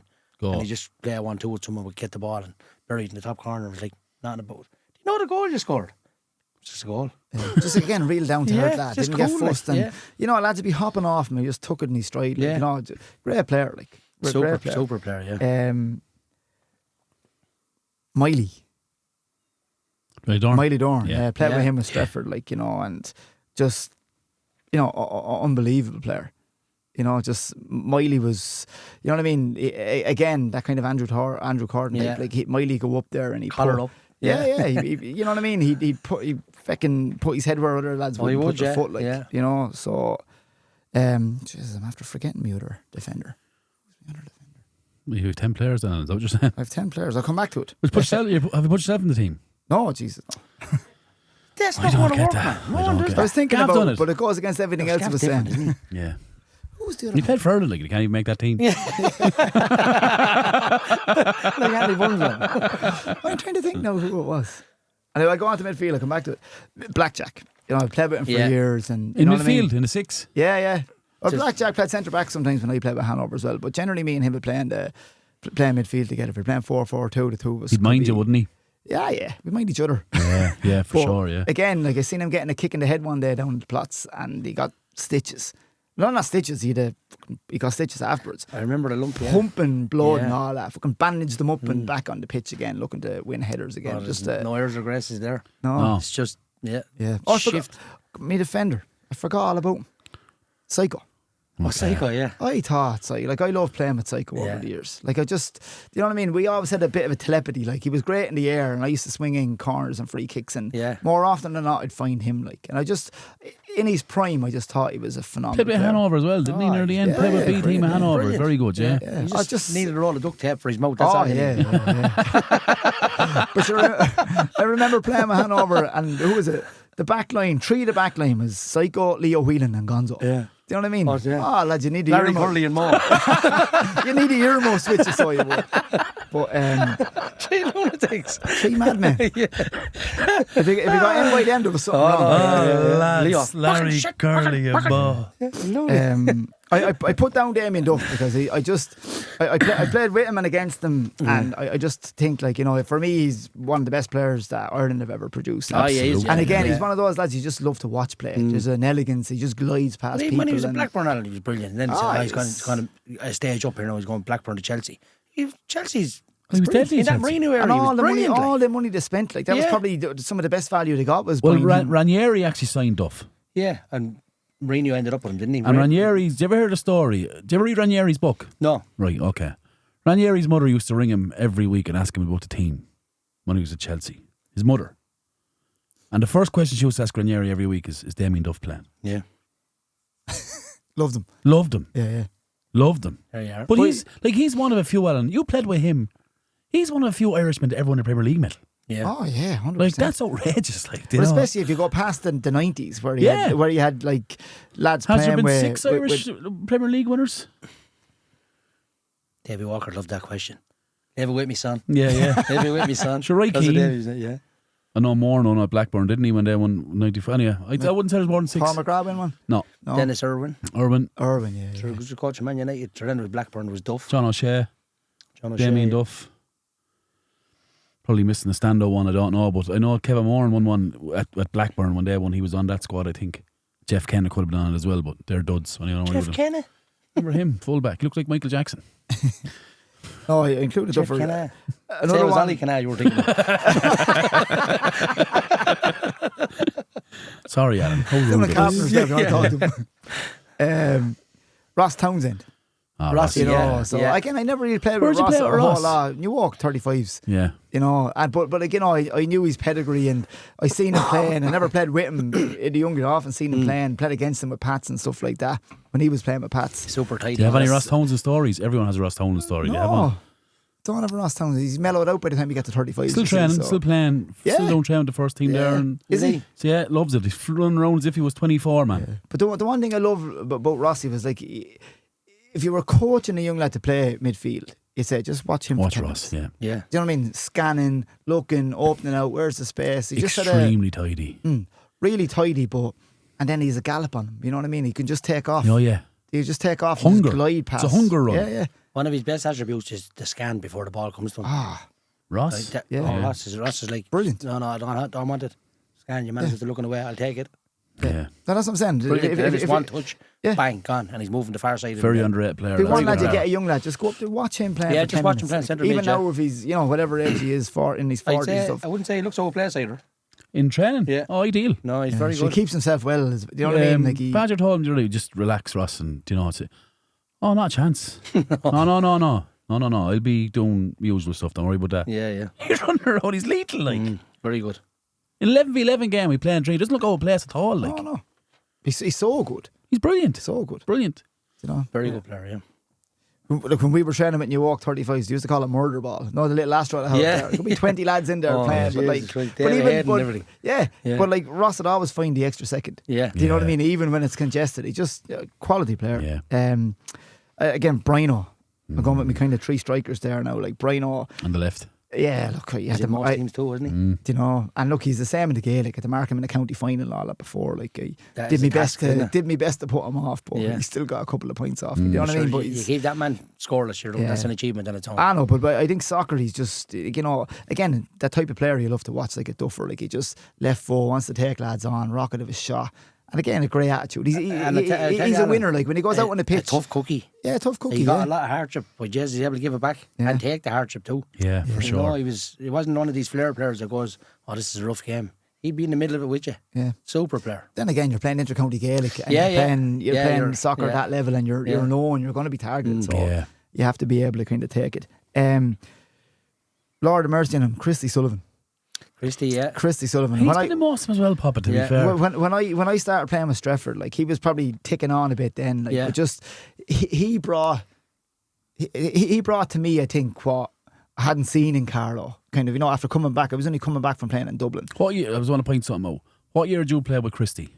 Roughly. I would have been 19, 20, so it would have been 97, 98. So, let's say around late 90s, he's on your team of the year. Pat Timmons was our first ever guest, and he was playing mid 80s to early 90s. Christy was on that team as well. Yeah. That tells you the pedigree of all you want to know about that man. Yeah. Like, Christy was probably Two different eras, like. maybe I'm wrong now, but I'd say Christy was like mid 30s probably at that time. Oh, he was. Maybe I'm wrong, 33, No, he was, 34. I'd say he must have been late, was he? Honestly, he was 18, 19 playing with Pat. No, he wasn't. He was definitely mid 30s. Yeah. But he brought a cuteness that you just didn't see that often. Like, for that time, you know, he was very, you know, a lot of lads would be kind of strong and fast and good in the air and, you know, athletic and all. But Christy wasn't. He was small and he wasn't particularly fast, but he'd find a pocket of space, he'd finish. Feet was unbelievable. Feet was great, but not even scoring. He'd split the defence. Yeah. Like, you know, you play the ball into him and he'd play somebody else in. It's the pass to you. It's just, I don't have to do anything. It's not bouncing before me. It's just Perfect weight. It's perfect. That you can hit his first chest or time. his head or his volley. That's and key then to a good his pass, eyes. And the thing I love about Christy, he didn't care who you were. No. You know, if you didn't do something right, he'd tell you. Yeah. Do you know what I mean? That pass was shit. And he Go said ahead. he'd go down for a couple of bottles. Large Harvey used to drink. Where? Yeah. Pain stripper. It was large Harvey. you dying in the bottle? Yeah. But I remember after a cup final one time with Stretfordshire, we ended up in the Foundry. But I was in my tracksuit Yeah. and my jersey, Yeah. legs mucky, and I was there with Owl Dunzer and Christy. Dunzer, You know what I mean? Jesus and the two boys Christ, in the yeah. Foundry, like 2 in the morning, still giving Brilliant. them socks. Like, but Brilliant. and the last one then, Flinner. I love You know, Flinner, like I played against him a few times, and I know he would have played with Pats in the Kilkenny or in the Kilkenny League and that for a good few years. But again, had a spell in Dublin as well, right? yeah, no, he does. Yeah, Cherry And even, Orchard, wasn't yeah, he? even when he was playing 35s with New York, there he was still up doing something in Dublin as well. Like, you Yeah. know, he used to play for a team up there and come back to us then. Yeah. Talk about an honest player, like empty the tank for you every week. Yeah, but that's tough. I'd Isn't it? say Adam Tough. Like, Flynn. he gets broken, you know, but he's able to take it, and you know he'll ride a tackle and go on again. Yeah. Like, do you know what I And he mean? got a dirty injury. Remember the time he Nasty. snapped his leg or Wolfville, I something? think, whatever it was. did Yeah, bad injury, Alan. And I said he'd never come back from that. Sure, he'd come back, He not did. bothering him. Yeah. Yeah, I sure he was a Played Pats again, coach, Alan or Adam. 18 I'd months out or say something like that. I'd say Adam Flynn is the most foul player in the history of the Carlow League. I used to call him You're Mark not Hughes far of wrong Carlow. there. Yeah, remember Mark Hughes' big ankles and the same thing. It's fair 11 anyway. Yeah, Strong super 11. 11. What yeah. manager would you have on the sideline? You won the Gaynor Cup. Pick yourself, man. Come on. I don't know, like as far as coaches go, I could never go beyond Jimmy McDermott up at the Ireland. Yeah, team. well, there you are. Again, for his time, he was just And what he's done for you as well, yeah. yeah, and not even what he done for me. Like, he believed in me, but you know, just What he instilled in you, right? Yeah, but The little nuggets he gave you, the 100%, information. like, you know, just thinking outside the box, doing what other teams aren't doing, and his training was just a little bit Different. above what everyone else was Yeah, doing yeah. at the time. Like, you know, Super. Yeah. Great brilliant. 11. Yeah, Savage 11 to be fair. It's Podge versus time Papa. for You Two first this Peas week, in a old friend, or is it me? podcast. Podge 43 versus Papa. Podge, It's you. 38 Sponsored by Paul. Kelly It's you, Auto yeah. Repairs. You're first. I'm first, am I? Hanover versus Vale. Straight off the bat. 3-1 Hanover. 2-0 to Hanover. Alan, you're in on this. What do you think? Who's at home? Hanover. Do you follow it? Would you follow the junior results? I keep an eye on it now. Yeah, Good I answer. don't get to the games, but I'd always keep an eye on Watch the the table. results and all that. Good answer. Yeah, I bud. keep an eye on the table. What do you call it? They'll need points. They do. I'm gonna go 3-2. Hanover. Hanover. Yeah, sorry, 3-2 Hanover. I think Vale will put it up to them, but Parkville versus Cretty Yard. Parkville were absolutely warriors on Sunday. The war, yeah. Yeah. Desmond. At Desmond. Paul to 2-1. play. The Critty Yard. Alan. 2-1 Parkville. Oh, yes. Someone's buying the drinks there, boys. Brilliant. Kilree versus Collection. Kilree need to win, lads. That's a massive dent last week. It's in Kilree, Pop. I'm going to go. I think Kilree upset Collection. I'm going to go 2-1 Kilree. In their pitch. This time of year, mid-February. Tough place to go. Yeah, it is, yeah. They got an awful thumping last when you walk as a They monster, isn't it? need to bounce back. Well, their strength is in Kilree, isn't it? Yeah, 100%. And some of the... Just give me the score, man. No, I'm going to think there, man. Just give me the I have them score. 5 behind. I have to get this right. Oh, I'm going to go... No, I'm going to go 2-1 to Collection. What are you saying, Al? Desmond. I have to try and go against you. Try and make up ground. Yes, man. What if I'm right, though, bud? Well, sure, the miles behind, aren't they? No, maths teacher, eh? if you copied me, do you know what I Yeah, I'll mean? never catch you, will I? Yeah. No, but not on all results, you 5 cretin. behind. That's Podge's strategy. You copy me and you'll be grand. Yeah, that was my copy strategy me. for the second You week will, when I went ahead in the backfire. You're not on the Charlie Ellis No, round, listen, will you? can Come I on. tell you this? Come here, I'll tell you this. If you think that, you don't have to copy all the... No, what I I'm not say. copying you. You asked me an opinion. I gave you my answer. Move on. Let's go. Do you know what? Checkmate. Pop, a little bit of a different one. A couple of listener questions. All right. We can all get involved in this, right? Well, this one, you can't get involved in this. No. You can head out there, Al. Regan Dorn. How did the name How Was He come about for the podcast? So we were thinking about the 2 peas in the pod, were we? 2 P's in the podcast. In the podcast, yeah. Oh, That's what we sorry. were going to do. And then we just went, you know, you go, how is he, Ref? I think it's the most hard thing at junior How football is he? matches. Oh, well, In all sides. listen, not if you're a coach with Niall Byrne for a number of years. Why? Because Niall is firmly, who is she? Oh, Or who is he? Who is he? Who is he? I said, Okay. "Well, shut up, He will can't you, even mate? get it You right. support me on the sideline." Yeah, yeah, yeah. But Why he's convinced he's right. He does a little nervous laugh Yeah. where he thinks I'm messing with him. Okay. But like he still thinks he's right. Okay. Who is he? Who is he? But that's why I think we call it that. I think it's That's Papa Dowling over there. Yeah. I think it's commonly the most heard thing. Yeah, at- many times. at- How is he, Ref? How is So he? listen, Yeah. How is he podcast? Great name. That's what we done, yeah. There's your answer, Regan. Jack Brennan asked the question. We're not going to answer it, Jack. No, Liam Byrne asked the question. We're not answering that either. What's Michael the Falsey. I work with this guy, Michael Falsey, right? And we Go on, speak a ask lot about Jellies. football. Do you Go know on. what he asked me? What? Can you see a time where Carlow and Kenny could make a return to League of Ireland football? Mick, did you ever hear CK United, bud? Yeah. They play League of Ireland. He That's- probably means like men's level, does he? Well, Yeah, I'd say that's where it's I'd going. say though. that's why I'd he's- say It's what he's going, talking it's going about. third tier, definitely, yeah. Yeah. yeah, exactly. Definitely going third tier. They'll get in. They're in that, are they? If they get a ground. I don't think applications are open yet. All right. Well, they're hoping to have a senior women's team next year. 'Cause I think they played last year, right? didn't get it, but I think next year they're open. Well, Waterford got it, Division didn't 2. they? Yeah. They'll definitely get in the women's one. I think they'll get in the third tier. I think they'll have a small bit of opposition. But because they're already League of Ireland, I think they'll get it. I think the only issue there is the venue. No, he said it. And that's, You know what I that's mean? exactly what we said to Peter, Waterford, wasn't it? Waterford have the stadium down Yeah. there. They need to get a stadium. That's exactly what Or we their said own to place, Peter. because- Like it's a shame that Buckley Park is Look down at- there. Do you know what I look mean? Not being like I think it is being used now by somebody, but I think Castle Warren use it. yeah, there's Yeah. a club in there. But you know, like But But you, make it- you go down there, you don't want to be playing in Dermot, it's no disrespect to But Dermot. make You it only a play in the fortress, Buckley, though, you know? Yeah. Make it a fortress. Like, you know, it's a you savage want your home venue, ground. man. Of Yeah. course you do. don't be renting pitches and Savage Look at venue. FC Carlow. Had to go to Ballon. Yeah. You know, and that's not disrespecting Ballon, but it's a League of Ireland team renting a pitch. Yeah. Didn't work.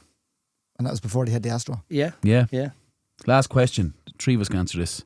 Podge, Papa, and we'll stick Alan in there as well. What's your go-to formation on the pitch? Papa, I'll guess yours, you guess mine. Yours is a diamond. Is it? In the middle, is it? No, yours is 4-2-3-1. Or just put 6 point back. I love a 6, yeah. Yeah. 4-3-3 point back. Yeah. 4-3-3. I'm going to the box. I love the box middle now. Do you like that? Yeah, I think it's brilliant. I think it's future football. I think it's come back. It goes in circles, right? I think 4-4-2 has come back, but it's a box. So your top two come into where the two midfielders are, and it's a box 4 with your wingers playing and full-backs pushed. I think it's coming back. I think you got to, like, my answer to that would, like, when I was involved with the Gaynor Cup, it started with 4-4-2. Suited us the way we played with two good strikers. For me, you play the formation that suits the squad. Yeah. With the 4-4-2, well, and people are playing it now, you'll see even in the Carlow League, but what to do off the ball is one of the strikers picks up the 6 off the ball.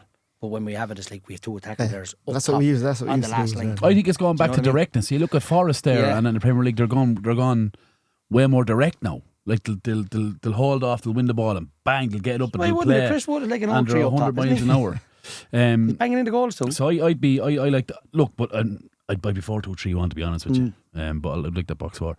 Here's one from Aidan Bradley. Well, lads, what would your opinions be on the streaming of Premier games and finals? I think it's a great idea, and I would say watch this space.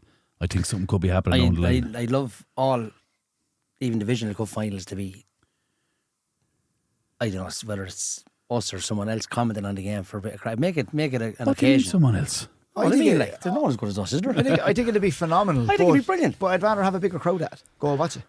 Yeah, I think it can. Yeah. I think it can accommodate both. I think you'd have lads who wouldn't go, but if it was on a device, they'd watch it.